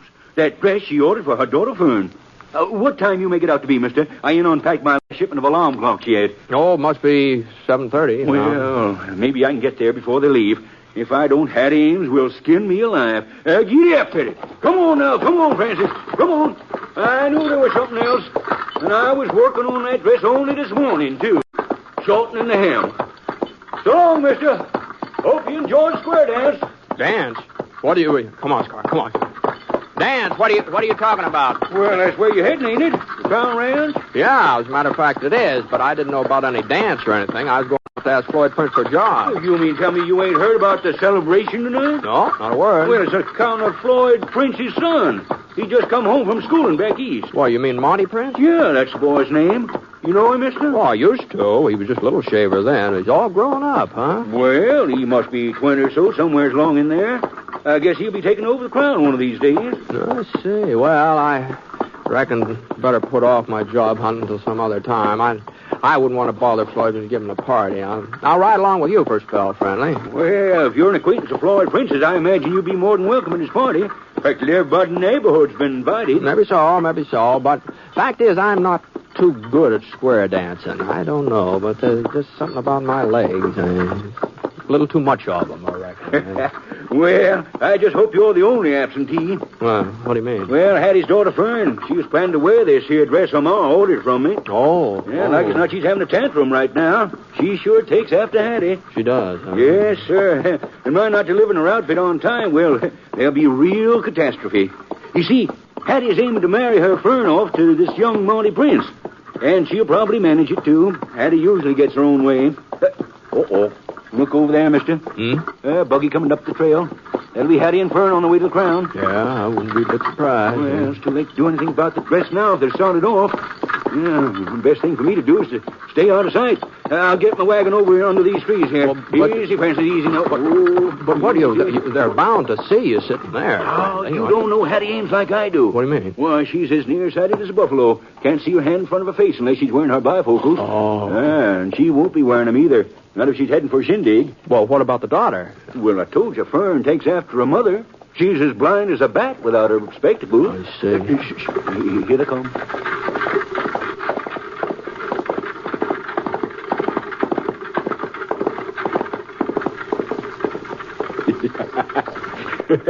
There. What did they tell you? Oh, doggone, they never even glanced over toward us, did they? No, not a glance. Well, I guess I might as well mosey over to the Davis Ranch. Nice meeting you, Mr. Oh, I'm sorry, friendly. I meant to introduce myself. My name's Ponset, Britt Ponset. Oh, why, Mr. Ponset, I didn't recognize you. Oh, no reason why you should, friendly. No reason you should. Well, I heard so much about you. And that gun. Here, Mr. Ponset, here. I got me some samples of a new hair tonic. Smells real elegant, too. Maybe you'd like to try it. They say it'll grow fuzz on... Not that there's anything matter with your hair, you understand? Well, my supply's kind of decreasing. A little tonic might be very handy. All right, sir. Just a second now. I got it right back here. Yeah, here it is. Yeah, thanks, friendly. My pleasure, Mr. Ponset. My pleasure. Well, Say, I just happened to think, what happened to the other daughter? Well, that buggy that just went by, there were only 2 women in it. Now, the girl I met back at the farm, she wasn't Oh, you mean Cindy Lou? Well, she wouldn't be going to Prince's dance. She wouldn't have. No. You see, Hattie ain't got much use for her. Cindy ain't Hattie's real kin. She's just stepdaughter. Oh. Yeah, Hattie and Fern, well, they just seem to go out of their way to make things miserable for her. Like this here dance, for instance. Everybody knows that Monty Prince and Cindy Lou used to be real friendly when they was kids. Well, she'd probably give her eye tooth to go to that party tonight, see him again, but, well... It's too bad she can't. Yeah, but there's nothing anybody can do about it. Why, she don't even have a dress to her name. You know, I've got a hunch she'd be real pretty if Hattie ever allowed her to fix herself up. Well, she seemed a mighty nice-looking girl to me. Yeah, sure is. Yeah. What's the matter? Why shouldn't Cindy Lou go to that dance tonight? With all the stuff in this wagon, I could fix her up so she'd be the prettiest girl there. Oh, maybe you could, friendly. Maybe you could. It'd sure be a good trick to play on Hattie and Fern. Why, if they couldn't tell my wagon at 50 feet, they'd never know Cindy Lou when I got done with her. Come on, Mr. Ponset. Why? Well, girl can't go to square dance all by herself. She's got to have an escort. Oh, I suppose so, but, now hold on, friendly. What, you don't mean me? Well, you're a friend of the princess. You said so yourself. Why, I'm old enough to be her... If we don't hurry, Mr. Ponset, square dance will be all over. Come on. Step lively there, Francis. Come on there, Peggy. Let's start traveling. Come on, Mr. Ponset.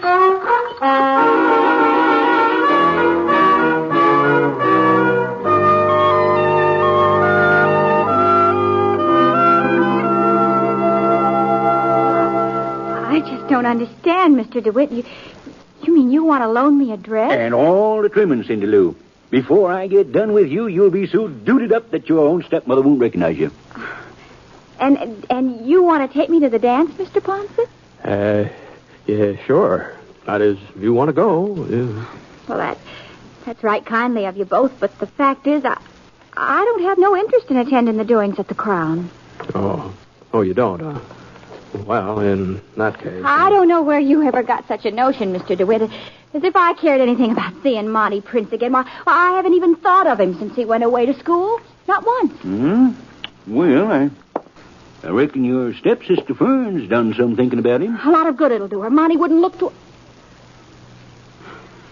I mean, it's none of my business, one way or the other. No, I guess it isn't. Sorry we bothered you. Let's go, friendly. Okay, Mr. Ponset. Night, Cindy Lou. Mr. DeWitt. Was there something you wanted, Cindy? I guess maybe I'm acting kind of ungrateful. I mean, well, you both did put yourself out for me, and it was real generous of you to do it. I don't suppose it would do me no harm to go to that square dance. For a little while, anyway. If you really want me to. Well, now, that's more like it. Let's see now. The first thing we got to do is find a dress. You come on out to my wagon, Cindy. We'll pick something that'll make you look like a princess. Yes, sir, a real princess.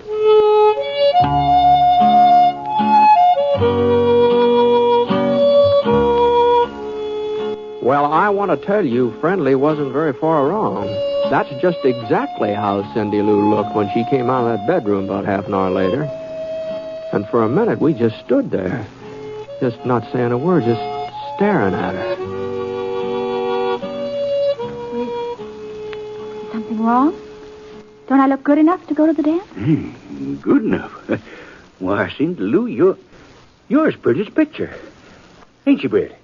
Why, she sure is.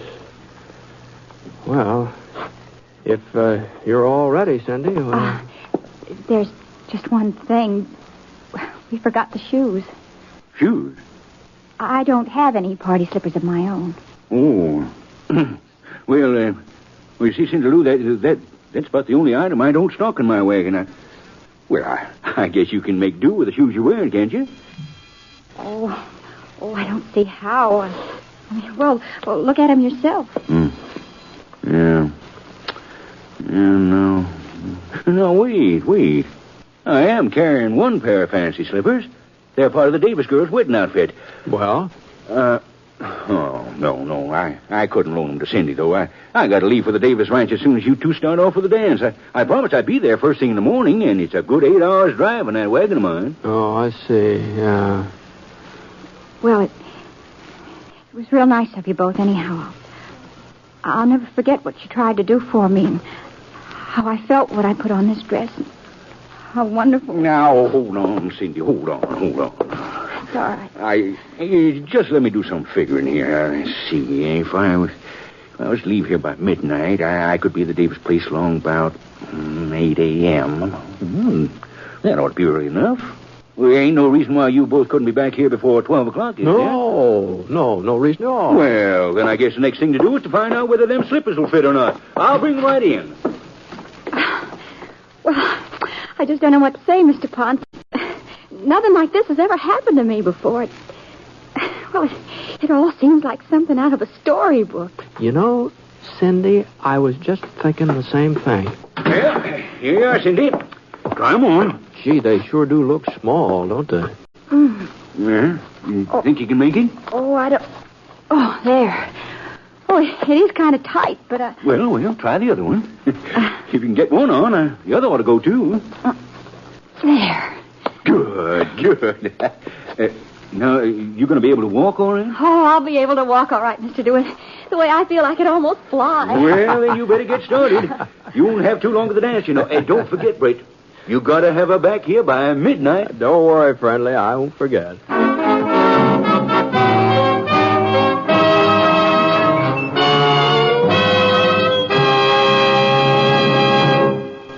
You are listening to James Stewart as the six-shooter. The story of Britt Ponset, the Texas plainsman whose name has become legend throughout the great Southwest. Now, Act 2 of the story called When the Shoe Doesn't Fit.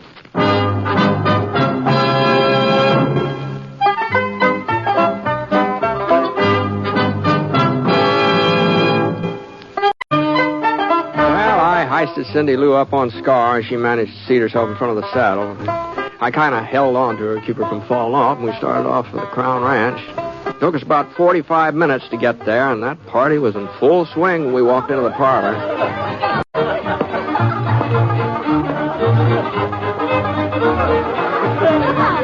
Milk your cow and brand your calf. Bring your honey an hour and a half. Floyd Prince came over to the door when he saw us and told me we're more than welcome. He's real nice considering I'd invited myself. I sort of managed to avoid mentioning Cindy Lou's name, and what with all the hubdub, Floyd didn't seem to notice that I hadn't introduced her properly. But Floyd's son, Monty, well, he didn't wait for any introduction. He just took one look at Cindy, and that was the last I saw of her. As far as I could tell, the other girls at the party were just completely out of the picture from then on. I waited until there was an intermission and the dancing, and I moseyed over to the punch bowl. Oh, can I help you, Mr. Ponset? Yes, ma'am. Thank you. I'm Mrs. Ames, Hattie Ames. Oh, how do, Miss Ames? Oh, Fern! Fern! Over here, dear. I want you to meet somebody. This is my daughter, Fern, Mr. Ponset. I'm pleased to meet you, Fern. Well, speak up, speak up. Fern's sort of shy. Yes. Oh, by the way, that young lady that you brought to the party, she doesn't seem to be spending much time with you, does she? Oh, that's the trouble when a man brings a pretty girl to a dance. He's apt to find himself all alone. Fern, stop your fidgeting. Of course, now, some girls have character as well as looks. All right, I say. Grab your partners for the next dance. And I'll tell everybody join in. Oh, my goodness. They're starting another dance. Now, Mr. Ponset, don't think that you have to ask my permission to dance with Fern. You just go right ahead. Yes. Fern?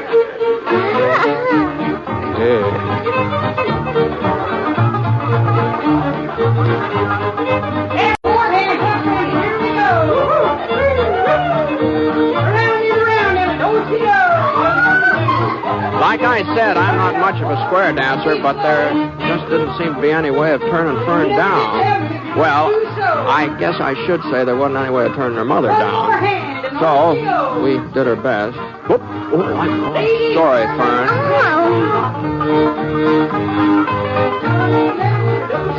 As the evening wore on, it didn't look like she had any other part lined up.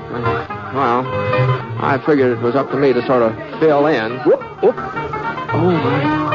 I sure didn't mean to kick you, Fern. There's one thing about her, though. She sure didn't talk a man to death.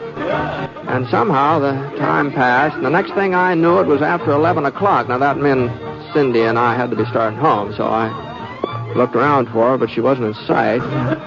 I excused myself from Fern and headed out to the front porch.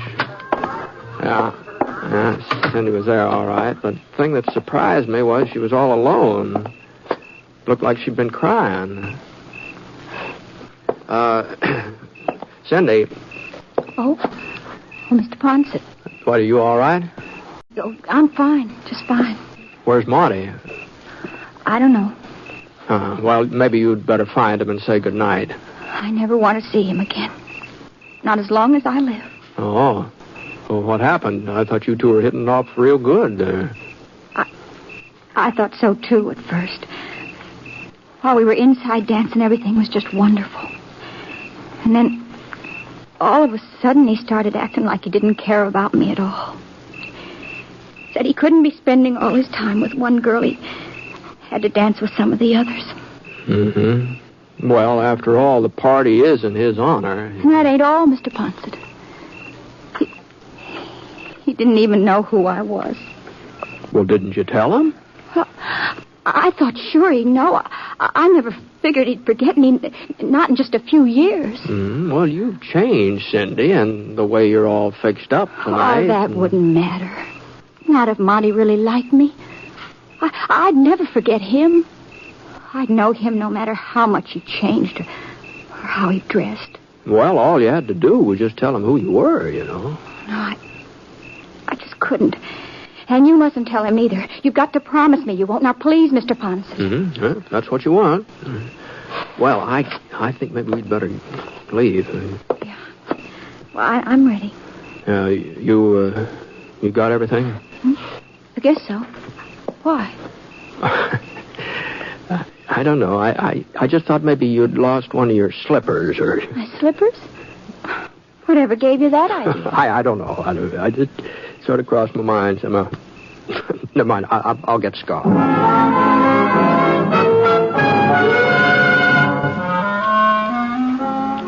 Well, it just goes to show you that stories in real life don't work out the same way. Instead of falling in love, Cindy and Monty Prince were just far away as ever, and even farther. And there didn't seem to be any way of getting them together either.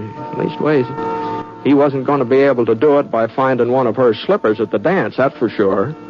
As a matter of fact, she couldn't have lost a shoe at the dance if she'd wanted to. When we got her home, we found out she couldn't even get them off. Doggone it, Cindy, you must not be trying. Well, you didn't have this much trouble getting them on. Oh, I'm sorry, Mr. DeWitt. I'm doing my best. My feet must have swelled up from the dancing or something. The slippers just... Here, let me do it. Oh, sure. Why, they're just plain stuck fast. I know. Maybe in the morning my feet will go back to normal. And then you... Hey, look out the window there, friendly. Isn't that a buggy out there? Holy smoke. Fern and Hattie.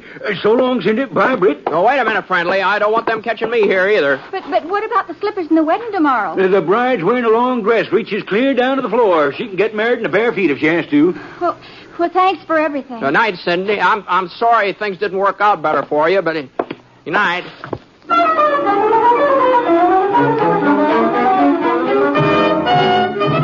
Well, along about noontime the next day, I was in my hotel room washing up Sunday dinner. They were planning to serve fried chicken and corn fritters and apple pie. The Castle Hotel always put the food on family style, so I figured I'd better be real prompt or there wouldn't be any... Yeah? Yeah, come in. Oh, Marty. Oh, what are you doing in town? I came to see you, Mr. Ponset. Oh, is that so? It's about that girl you brought out to the Crown last night. Well, I sort of had the impression you weren't too interested in her. Oh, I'm interested, all right. I wish I wasn't, but I am. How's that?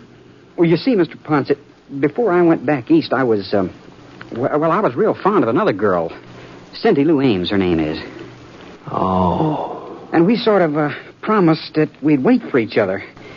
But last night, that girl with you, well, she sort of made me forget Cindy. She did, huh? For a while, anyway. And then I remembered, and I felt real bad because it didn't seem like I was being fair to Cindy. So I went inside and I left the other girl to herself. But doggone it, all night long I kept thinking about both girls, and they sort of got mixed up in my mind. I couldn't even keep them straight. Uh-huh. You've got quite a problem there, haven't you? Yeah. Excuse me. Good morning, Mr. Ponset. I finally managed to get... Oh. Cindy Lou. Hello, Monty. Golly, it's good to see you. I was hoping you'd be at the dance last night. Were you? You know, you haven't changed a bit. No, I guess I haven't. They're in this paper bag, Mr. Ponset. Those things I borrowed last night. Oh. I thought maybe you could return them to Mr. DeWitt for me. Well, I'm not sure I'll be running into him again, Cindy. Here, Mr. Ponset. Now be careful. Don't... Oh, Mr. Ponset. Oh, doggone it, Cindy. I just sort of slipped out of my fingers. Well, here, I'll put these party shoes back in the sack. There. Well, goodbye, and thanks. Goodbye, Monty. Cindy, wait a minute. Where'd you get those shoes? I don't know what you mean. Why, they're the same ones.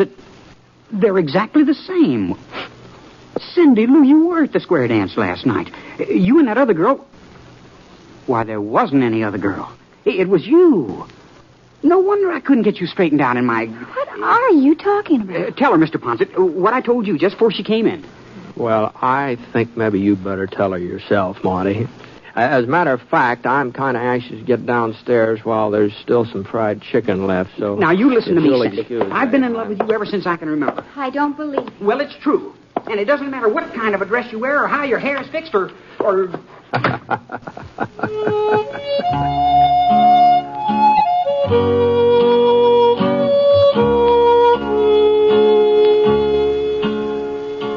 Well, there wasn't much point in my hanging around to see if Cindy and Monty would finally get together. There's only one way a story like this can end. I guess you know as well as I do. They were just bound to live happily ever after.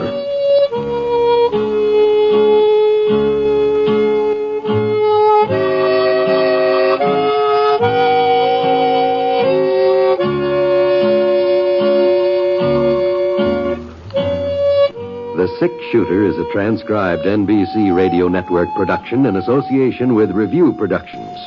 It is written by Frank Burt and is based on a character created by him. Mr. Stewart may currently be seen in the Universal International picture The Glenn Miller Story. Others in the cast were Barbara Eiler as Cindy Lou, and Eleanor Audley, Sandra Gould, Bill Johnstone, and Sam Edwards.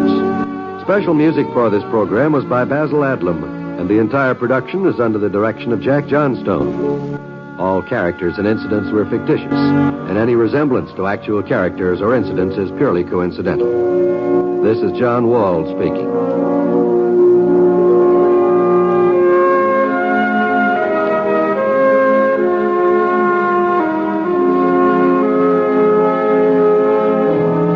Hear MacDonald Carey in Jason and the Golden Fleece tonight on the NBC Radio Network. 71 years ago, June 17th, 1954, Jimmy Stewart as the Six-Shooter. Visit our webpage at classicradio.stream to support the podcast. That's classicradio.stream. Love to have you visit us. That would be fun, wouldn't it? I know I'd enjoy it. Hope you would, too. Alrighty, and we want to thank all the people who have been so kind lately and buying us a coffee, and we especially want to, we thank Adele, and we also want to thank our longtime friend, Richard, who has been listening to us for quite some time, and we appreciate your support. We roll on here in a moment by going back to the Death Valley days.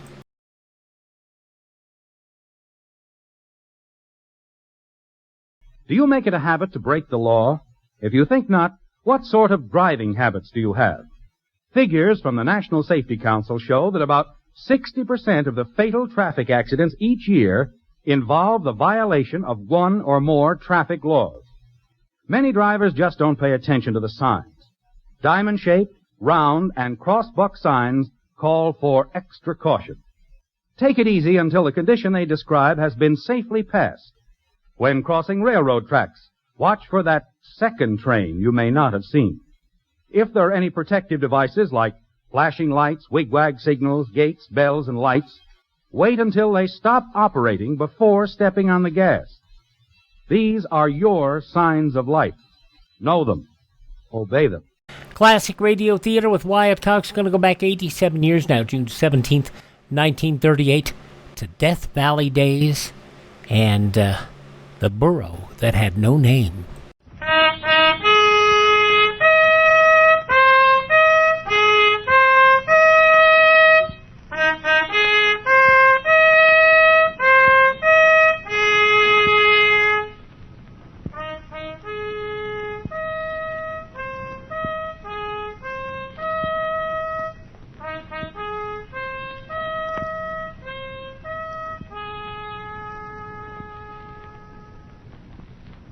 As the old morning bugle call of the covered wagon trains dies away among the echoes, another true story of Death Valley days is brought to you by the Pacific Coast Borax Company, who give you the miracle of borax in 3 convenient forms.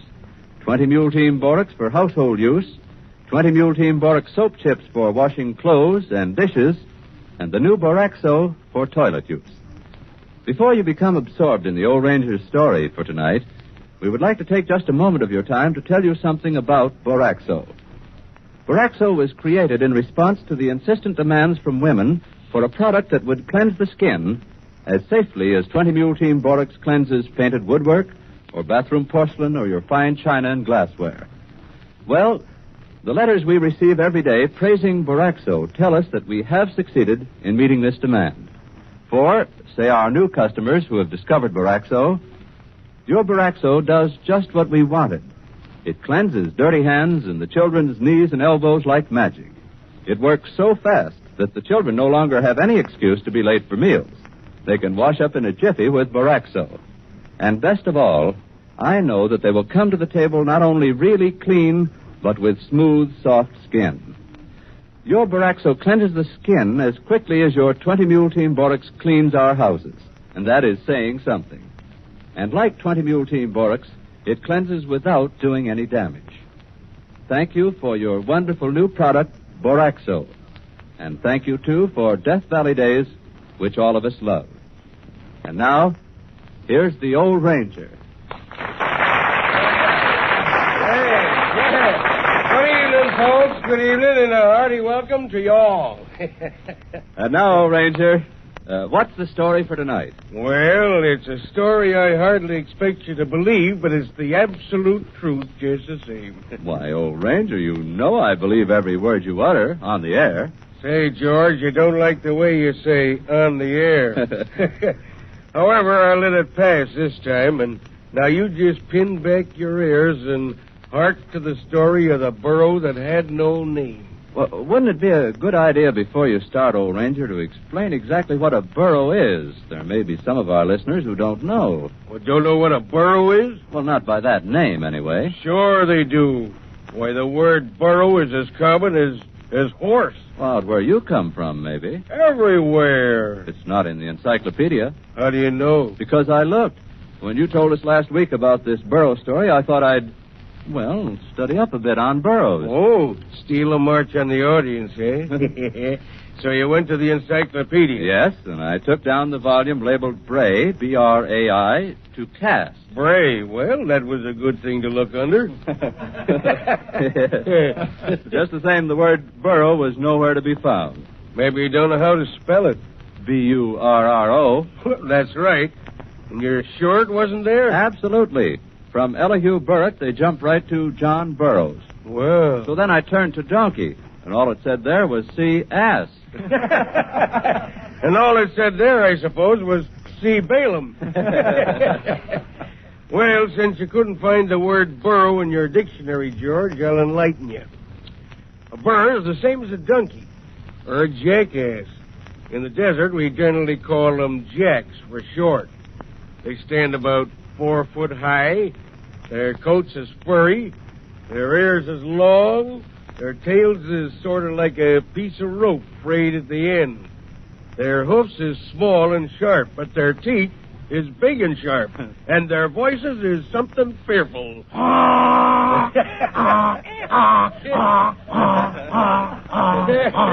There you are. And now, since you got a mental picture of the animal, well, let's get going on the yarn. The scene opens in the mining camp of Rhyolite. It's the year 1905. Walter Scott Smith, known as Smitty, and his partner, Ole Martin, are negotiating with a feller in Rhyolite for a string of burros with which to start out into the hills. 2 for packs and 1 for water. Yeah. Now, if you can just fix us up with a couple of good riding burros. I can give you 2 of the finest riding burros in Nevada. Blackjack here and Samson. How much? 50 apiece. 50? We'll give you 30. Ah, you go to blazes. Why, them pack animals bring 35. Holy smoke. Well, that's highway robbery. Try and buy 'em somewhere else, then. $35 for a pack burro? And 50 for a saddle burro. These 2 critters is worth it, too. Why, I've rode 'em both myself, and I know. Why, Blackjack brung me once all the way from Gold Circle to Battle Mountain. A 60-mile trip in 10 hours. And Samson... We'll give you 40 apiece for 'em. 50 or nothing. I never paid as much as $50 for a burro in my life. Well, I'll tell you what I can do. I can give you a cheaper pack burro in place of one of them you picked out. Yeah? Which one? That one over yonder, sniffing at the pile of tin cans. Now, I could the give you him... white burro? Yeah. I'll let you have him for $20. I wouldn't take him as a gift. 15. You think I'd be fool enough to go prospecting with a white burro? Hey, what's the matter with a white burro? Well, they're unlucky, that's what. Unluckiest thing there is. So you don't really believe that, do you? We could swing $15. You ain't suggesting that we buy that white jack. Well... Pay $15 for a Jonah, a Jinx, a hoodoo? Only you're crazy. You must have been out walking in the sun without your hat on. He ain't really white, Smitty. He's kind of gray. He's as white as you or me. Well, we ain't exactly lilies. I'll make you a price of $12 for him. How's that? You shut up. I'm talking to your partner. If he buys that white burro off you, he's no longer my partner. Oh, Smitty. I mean it, Ole. You and me's been prospecting together since Panamint days. We've slept under the same blanket, drunk out of the same canteen, gone 50-50 on every strike we've made. I think a heap of you. But if you pay as much as 2 bits for that ill wind yonder, our trails is going to part. So help me. I guess we'll just take 4 burros, mister. It was on the second night out. Ole and Smitty were finished with their supper, and Ole went over to feed the leavings to the burros. All right, I'm coming. One at a time now. What? Why, hello. What's the matter? Am I counting noses right? 1, 2, 3. One of our jacks missing? No, seems we've acquired an extra one. Got 5 now, huh? Yeah. Well, if those fool greenhorns don't know enough to tie their critters up, they deserve to lose them. Let me have a look. So, it's the white burro. Well, it's a white burro. It's the same white burro that sharper in Rhyolite tried to palm off on us. Oh, now, that ain't likely, Smitty. I recognize him. In the dark like What's this? more, he recognizes us. Look at that glint in his eye. Oh, I don't see no glint. He's a-grinning at us, gloating over us. The blasted little devil. You're to blame for this, Ole. It's all your fault. My fault? It's on account of you he's followed us here, and it's up to you now to get rid of him. Well, how? How? You ask me how? Well... We'll fire rocks at him, cuss him, kick him. I wouldn't want to do that. All right, then, I will. No, you leave him to me. I'll make it plain to him that he ain't welcome around here. Well, see that you do. Pronto. I'll be washing up the supper thing. All right. Oh, here, you critters. Here's your grub. Now, don't you be so greedy, Samson. Don't you know there's others to share with? You through with that tail yet, Ole? Yep. Then I'll take it and wash it along with the frying pan and... Ole Martin. What's the matter? You fed that burro. Which burro? The white burro. Ah, now, Smitty. You needn't deny it. Look at him licking his lips. Well, that's just... Just some bacon grease he's trying to get off his whiskers. Well, you're imagining things, Smitty. Is that piece of flapjack sticking to his nose my imagination? Oh, well... You fed that burro. And you just promised me you'd get rid of him. I will, Smitty, honest. Honest? Right away. It's too late. We'll never be rid of him now. Well, that evil little blighter will trail us wherever we go, bringing us nothing but bad luck. Look, he's leaving now. What did I tell you? Yeah. He's walking right off into the desert. You see, he savvies. He savvies that supper is over, but he'll be back. You just wait and see. The next morning, when Ole opened his eyes, he looked around fearfully. Then he breathed a sigh of relief. The white burro was nowheres in sight. Well, breakfast over, the partners packed up their outfit and moved on farther into the hills. That evening, they made a dry camp, and while Smitty unpacked and prepared supper, Ole went off with one of the pack burros to rustle a supply of firewood. It was almost dark when he returned.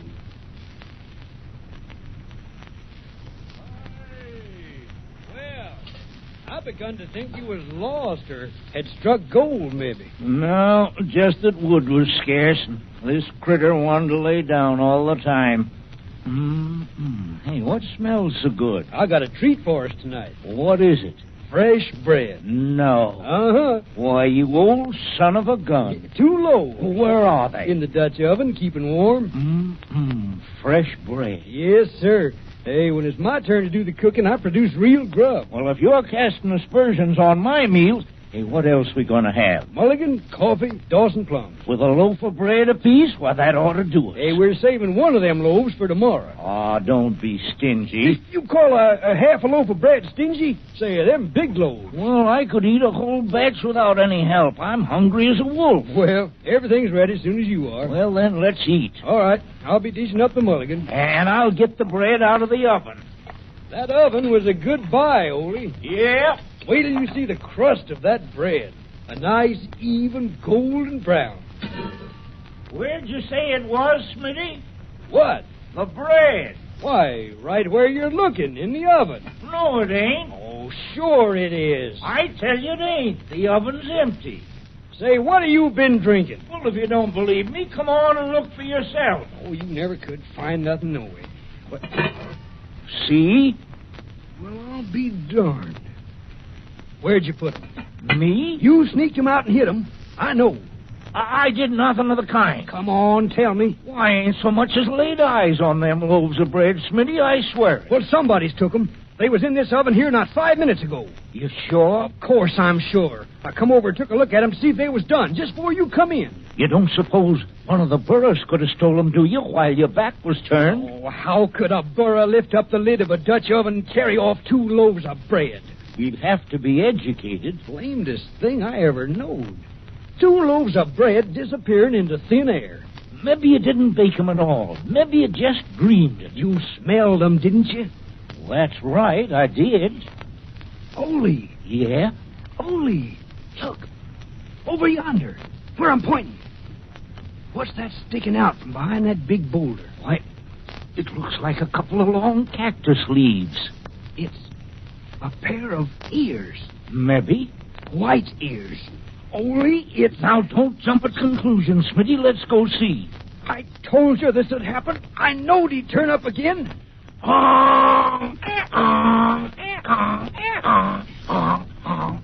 There, and you see, I was right. Sure enough, it's old Whitey. Don't! What's the matter? Don't you dare give him a name. Well, why not? Don't you know that once you name an animal, he's yours? Well, who says so? Why, it stands to reason. You mean? So long as he's got no name, he's a stray, a stranger, a rank outsider. But just you give him a name, any kind of a name, and he belongs to you. I see. What are you laughing at? For a stranger, this fella has certainly made himself right at home. Look. My bread. What's left of it? My beautiful, fresh, hot, crusty bread. Oh, you varmint, you. You thieving little son of a rustler. You ferocious fuzztail. Careful, Smitty. Don't call him names. Calling him names ain't the same as giving him names. I can call him all the names in the dictionary if I feel like it. Yes, and I do. Yeah. Grin. Grin, you lop-eared, sawed-off limb of Satan. You white curse. You evil-eyed, aspinurious imp of darkness. You... Well, I reckon I'll hit the hay. Well, you can turn in if you want to. I'm going to set up a while longer. What for? Oh, I just ain't sleepy, that's all. I'll smoke another pipeful and... And wait up for him, huh? Wait for who? You can't fool me, Ole. You're worrying about that Burro. Do you suppose something has happened to him, Smitty? Well, let's hope so. Then maybe our luck will change. Well, I can't see as we've had any bad luck on this trip. No, nor any good luck, neither. We ain't smelled a smell of more. Ole, look. Where? Coming toward us. Out of the night. What? It's him. The prodigal? Hush, hush, will you? If he hears you... Well, that ain't him. Why, if it was him, he'd be braying by now. That Burro ain't making a sound. It's his ghost, then. Come to haunt us.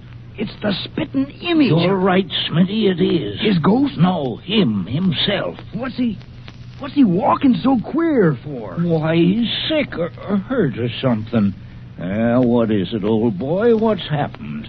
Come over here by the fire where I can see you. His eyes is closed tight. And his head's all swelled up. Say, what in tarnation? Looks queer around the jaw, too. Open your mouth, fella, and let's have a look. Open your mouth. Won't, huh? He can't. His teeth is clenched. What is it, lockjaw? Rattlesnake bite. Huh? Look, here on the nose. You can see where the fangs went in. Yes, sir. He's done for, then. We may be able to save him. Save him? We'll do our best anyhow. Say, are you crazy? Where's that permanganate of potassium? Ole! Oh, here it is. What are you going to do? Rub it in the wound, of course. Ole, you... Stand still, old fella. I won't hurt you. Now, this is going to do you good. Ole, have you went clean out of your senses? This critter's a jinx. A hoodoo. We can't just stand by and watch him die. Well, why not? We don't want him. Nobody wants him. That makes no difference. He's a poor, dumb animal, and he's in misery. Then put him out of it. Well, just what I'm trying to do. I mean, shoot him, you fool. No. All right. You put that gun down. You quit working on him, then. I can't, Smitty. Don't you see I can't? Why can't you? He come to us for help. He trusts us. Trusts us? A white Burro. Well, 'tain't his fault he was born white. Only you... Look. His eyes is opening. The potassium permanganate is beginning to work. Oh. His jaw's loosening. Now, if I can just get some whiskey down him. Hey, that's my whiskey. It's our whiskey. Here, boy. Ole, I've stood for a lot. But if you pour so much as one drop of that liquor down that white varmint's throat, we bust up, you and me. Tip your head back. That's it. Now let me stick the bottle in between your teeth. So. Ole, I'm warning you. A little more. There. Now we're through. Yeah, we're through. Smitty. You can take your pick of the burros, Ole, and your share of the grub and things. You're not going on? No. I'm going back to Rhyolite. And now, 10 days later, in a brilliantly lighted saloon in Rhyolite, we find Smitty doing his best to forget about Ole and the white burro.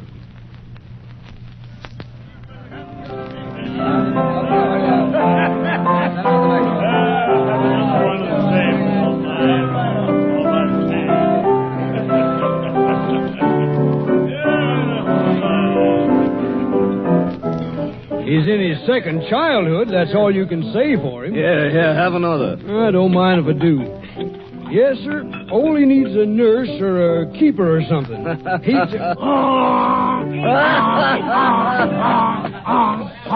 the matter? Oh, can you beat that? A burro walking straight in through the swinging doors. He's looking for a drink. See, he's heading straight for the bar.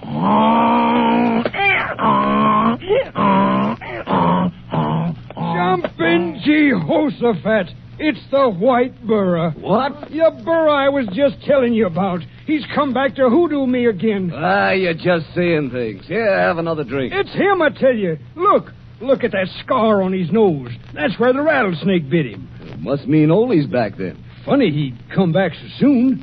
Said he was going to stay out another 30 days. Say, maybe located something. Not with that white burro along. Look out, he's going to bite you. Hey, get away from me, you unlucky varmint. What do you mean, grabbing hold of my coat? Let go of me, you hear me? Get away from me. Get out of here. Go on back to that old fool, Ole.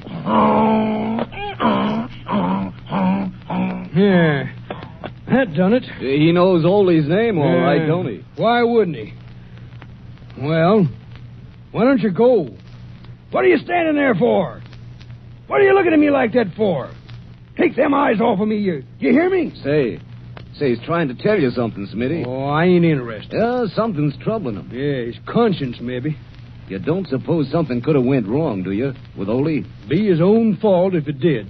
I just wondered. Well, what could have happened to him? Oh, nothing most likely. Ole's a old desert rat. He knows all the water holes in Nevada. Got plenty of grub. Well, that being the case, how about another drink? No, I've had enough, thanks. This one's on the house. I can't stop now. All right, you. Where is he? Is he here in Rhyolite? No? Then show me where. Hey, Smitty, where you going? Wherever this critter takes me. You mean? I'm going to look up Ole.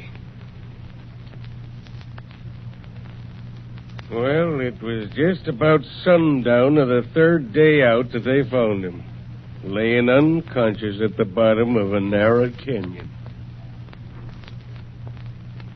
Ole. Thank the Lord he's still alive. Ole. Huh? It's me, Smitty. Smitty. I come as fast as I could, He brung you here, did he? Straight as a die. Good boy. He turned up in Rhyolite. Just like I told him to. I knowed right off that something was wrong. What happened, Ole? Where you hurt? My leg. Broke? Yeah. Yeah, I can see. I was following some float up the mountain. It was getting dark. Like a fool, I didn't want to stop, and somehow or other I lost my footing and fell. Clear down here? Yeah. Oh. It's a wonder you wasn't killed outright. Shows how tough I am. Gosh. I knowed I could never make it back to town, even if I had a burro to ride. What happened to your burros? And they went off. I don't know where. All but this fellow. He stuck by me until I sent him away to get help. I figured I had enough water to last me till you could get here.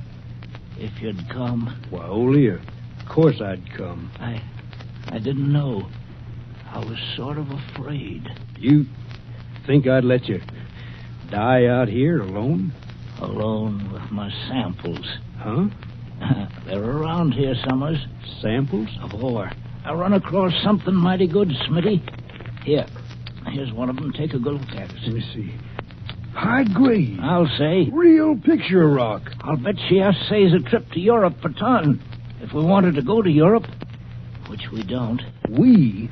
You and me. Oh, but Ole, We're still partners, ain't we, Smitty? Ole, I don't deserve it after the way I treated you. Heck, you just saved my life, didn't you? It wasn't me. It was the white burro.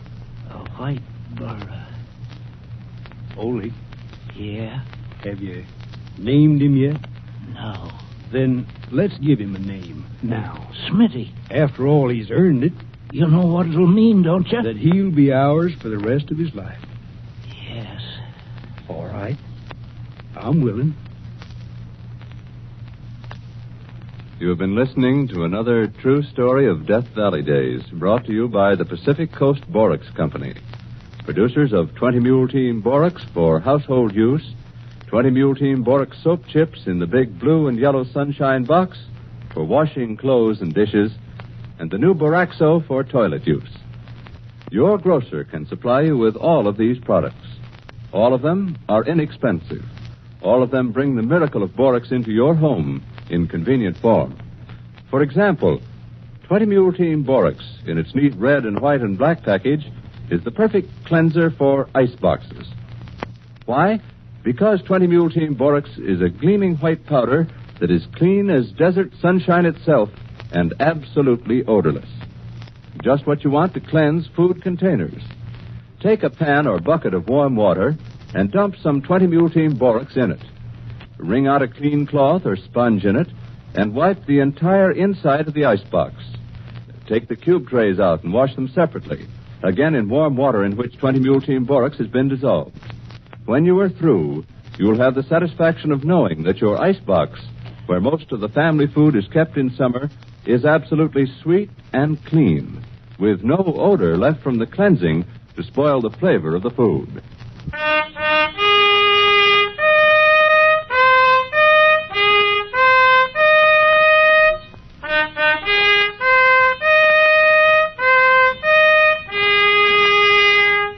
Wonder if the donkey's related to the horse, or the burro's related to the horse with no name. You know, from, well, never mind. 87 years ago, June 17th, 1938, Death Valley Days here on Classic Radio Theater with Wyatt Cox. Checking in just a moment with Peg Lynch and Alan Bunce, the couple next door.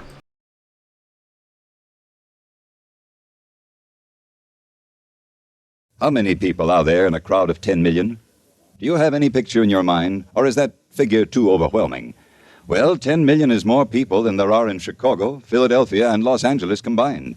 And that's how many men, women, and children in our country are suffering from some form of mental illness. Yes, 10 million.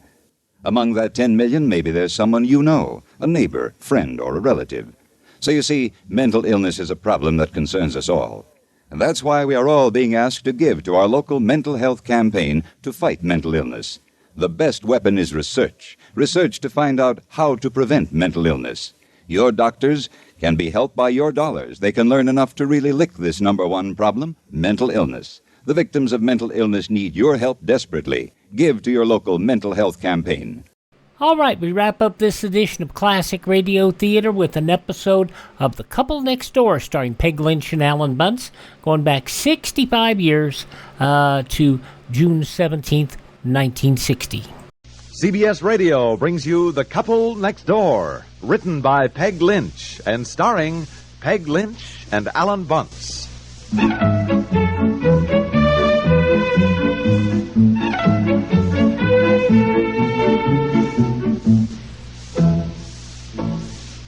Ginny, may I speak to your mother, please?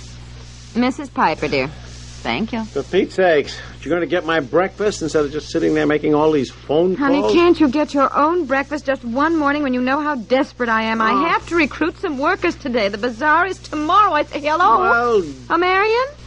Listen, do you have any time at all today to come over and help me make some costume headdresses for the children's makeup booth at the bazaar tomorrow? Oh, 300 all told, and I've only made about 100. Indians, pirates, princess crowns. Yes. No. For 25 cents, the children get any kind of makeup they want put on, plus a headdress of their choice. But I didn't find out it. Oh. Uh-huh. Well, sure. Well, if you find you do have an extra hour or so that you don't know what to... yes. All right, Marion. I know. Yeah, thanks anyway. Goodbye. Boy, it takes emergencies to find out who your friends are. Bill's birthday. She's going to be busy making a cake and so forth. Wouldn't you think she could help me out for an hour or so? Darling, look, don't blame Marion. Just because you're in a jam, you can't expect everybody else to just drop everything and come to the rescue. No, I guess not. Well, Eleanor and Ann are coming anyhow. And please, try to get home early yourself this afternoon so you can help me too, will you? Please? I mean, if you love me, dear, you'll help me out of this. I love you, and I'll try to get home early to help you.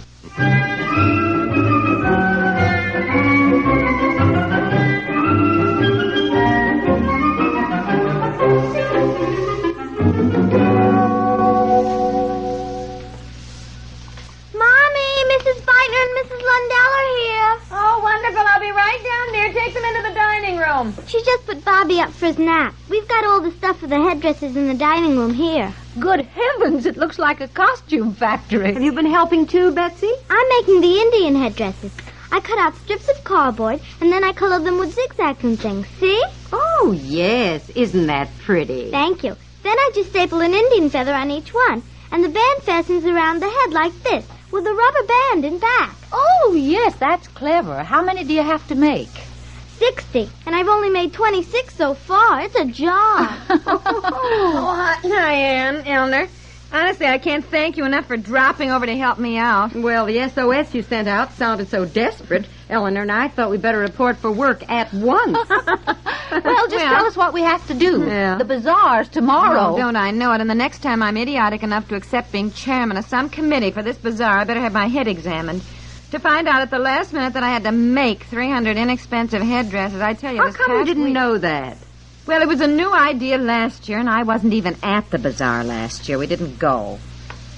Why, I've gone crazy this week, rushing around frantically buying materials, gold paper for the crowns, red cambric for pirates' Now, scarves, calm and down. We're here to help. No good crying over spilt milk. Well, let's get to work. Tell us what we have to do. Yeah. Any sewing? No sewing. I decided to staple everything. Now, Betsy's doing the Indians, bless her heart. So, Eleanor, if you would cut out the gold crowns for the queens. Now, there's 60 of them. There's the heavy gold paper, and there's a cardboard model there, to cut her around. And you finish the brides. I've done 40 of them. They're just this little white headband. You staple a square yard of white veiling across the top like this. And then staple a little white paper flower on each side. Oh, they're darling. What are the pirates? Well, I got 36 yards of red cambric, cut it into triangular pieces with the pinking shears, and then it ties around the head, well, like this with a brass curtain ring for an earring. There, I've done 32 of these, but I haven't even started the bridesmaids, and there's 90 of those. Oh, we'll never get them all done. We just won't. We won't if we don't get to work. Now, come on. That's why we're here. Well, now let's see. Where's the scissors so I can cut out the gold crown? And the stapler. Now, I'll need the stapler. Could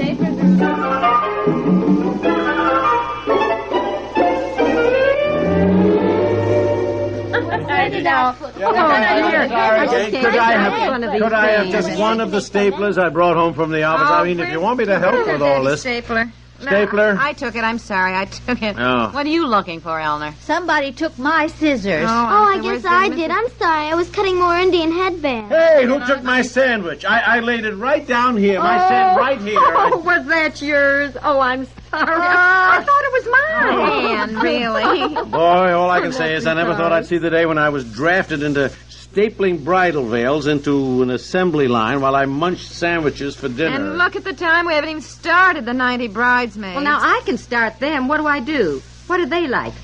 Well, they had to look different from the brides, so I got the idea of taking a large paper doily. Where's the one I made up, Betsy? I don't know. It's such a mess here. I can't find anything. We'll look for it, will you, dear? It's here on the dining room table somewhere. Here it is. I cut the center of the doily out, just leaving a sort of 3-inch wide circle of lacy paper, you know, like this. Yes. Then I gathered about a yard of veiling. I cut them all into veiling in squares and stapled it around half the edge of the Oh, it looks darling, doesn't it, Anne? Yeah. Well, it isn't going to be darling making 90 of them now. And how do they stay on? Now, here, Betsy, let me put it on your head. You be the model. Huh? Come here. Turn around, honey. The doily can be pinned on each side with bobby pins. You just set it on the head. So it then sort of frames the face like a bonnet, sort of, and then the veiling hangs down the back, and I have different colored veilings, blue and pink, green, and yellow, and then a flower stapled on the side. Well, it's a cute idea, just as cute as can be. Yeah, well, look, I agree with Ann. It's not going to be so cute making 90 of them, and I suggested we get some sense of organization now about this whole business. Somebody cuts the center out of the doily. Somebody staples on the veiling. Somebody else does the flowering. All right. Somebody answers the phone. Yeah, can you get it, dear? I'll show Ann how to start these. Boy, the next time you tell somebody you'll be chairman of something, you better find out exactly what's involved. All right. Just Hello? get the phone. Ann, if you start cutting the round centers out of the doilies, I'll be through with the pirate scars, and then I'll help you with... Well, I've all lost this. my scissors Okay. again. It must be under something. Scissors. Why don't we put up a card table? Betsy's right. There's such a mess here. Yeah, I know. It's a Mrs. Bush. She wants to know if you had enough high school girls to help put their makeup on tomorrow. Oh, I said it's a Mrs. Bush. I heard you. Well, do you have enough? I don't have any.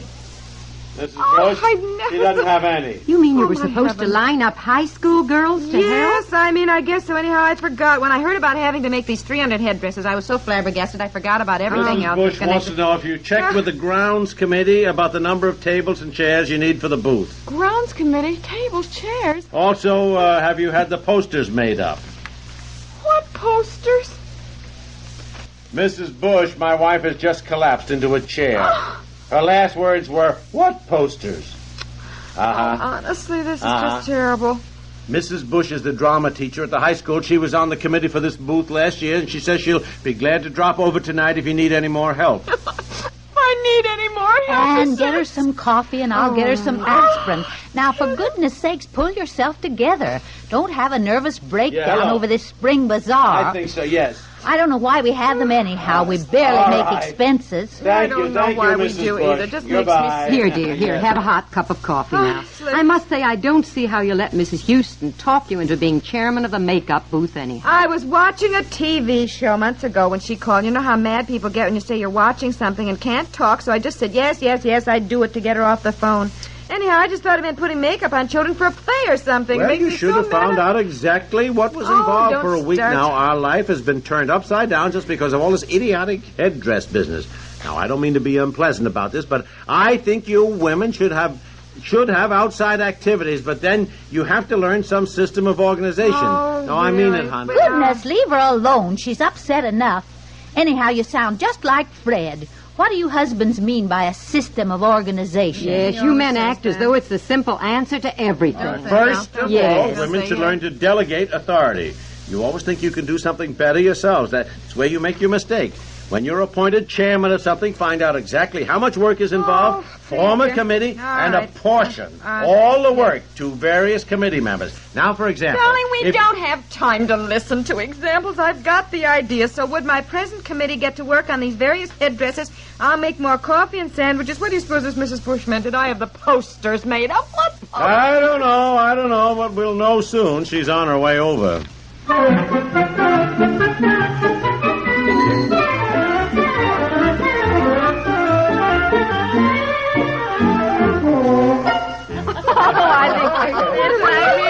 All I can say is, Mrs. Bush, all I can say is you sound like a fairy godmother, really. Well, the first thing to do is stop worrying. I should have called you sooner since I was on this committee last year and know all about it. But I've been so busy at school. I'll get busy and help with these headdresses. But the first thing I'd better do is call Bob Cooper. He's in charge of the grounds committee. And we'll need 6 card tables and 12 chairs and 1 long table. Then I'll call one of my art students and have him make up a long poster showing the kinds of headdresses the children can choose from. Oh, he's a very clever boy, very talented, and he'll have it ready by morning. Then I'll call some of my drama students to help with makeup. I made a list. Carol Banzak, Cindy Tyler, Wilson Lineborough, Paula DeMeo, Ellen Kaplan, Helen Hills, Beverly Lobdell, and Frank Palumbo. He's very good at making up the children who want to be clowns. And then Well, all I can say is, Mrs. Bush, Goodness! Oh, my goodness, call me Katie. No sense being formal, since we'll probably all be up together all night.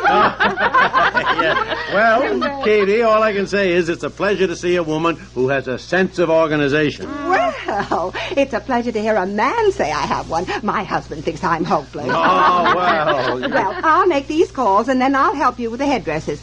By the way, since I'm calling the grounds committee, do you have anything more you need for your booth? No, I'm all set. My goodness, are you chairman of something, too? Oh, yes, he's chairman of the barbecue grill. Don't you remember, Eleanor? He was at the first meeting of the chairman when we had that fight I about started Columbus to tell you and earlier Derek. tonight when I was giving examples of how to organize. I just made George Buttram assistant chairman of my committee. You know, George loves to run George? things. George Buttram? Yeah, George Buttram, yeah. He said leave everything to him. I was busy. I didn't have time to figure out how many hot dogs and hamburgers and sacks of potato chips. And he's in the grocery business, don't you see? George knows all about it. But he's in Europe.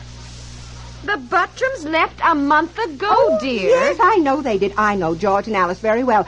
Alice is English, you know, and her mother lives in London, and she was suddenly taken ill, so George and Alice flew over very unexpectedly. Yes, I saw Alice on the street. She was getting her passport. In Europe?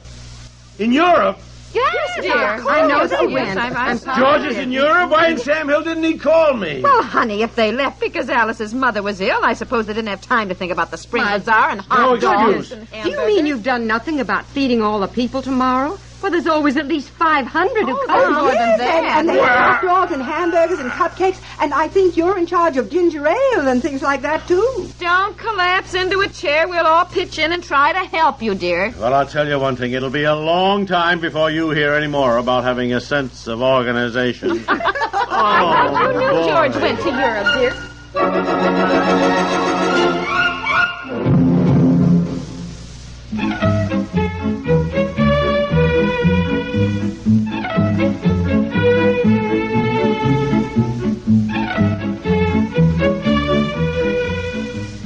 The Couple Next Door stars Peg Lynch and Alan Bunce. 65 years ago, June 17, 1960, The Couple Next Door here on Classic Radio Theater with Wyatt Cox. Tomorrow, Crime with Boston Blackie, Inner Sanctum Mysteries, Calling All Cars, I Was a Communist with the FBI, and Lemon Abner. That'll be coming up. Thanks for being with us. We'll talk to you tomorrow for more Classic Radio Theater. I'm Wyatt Cox.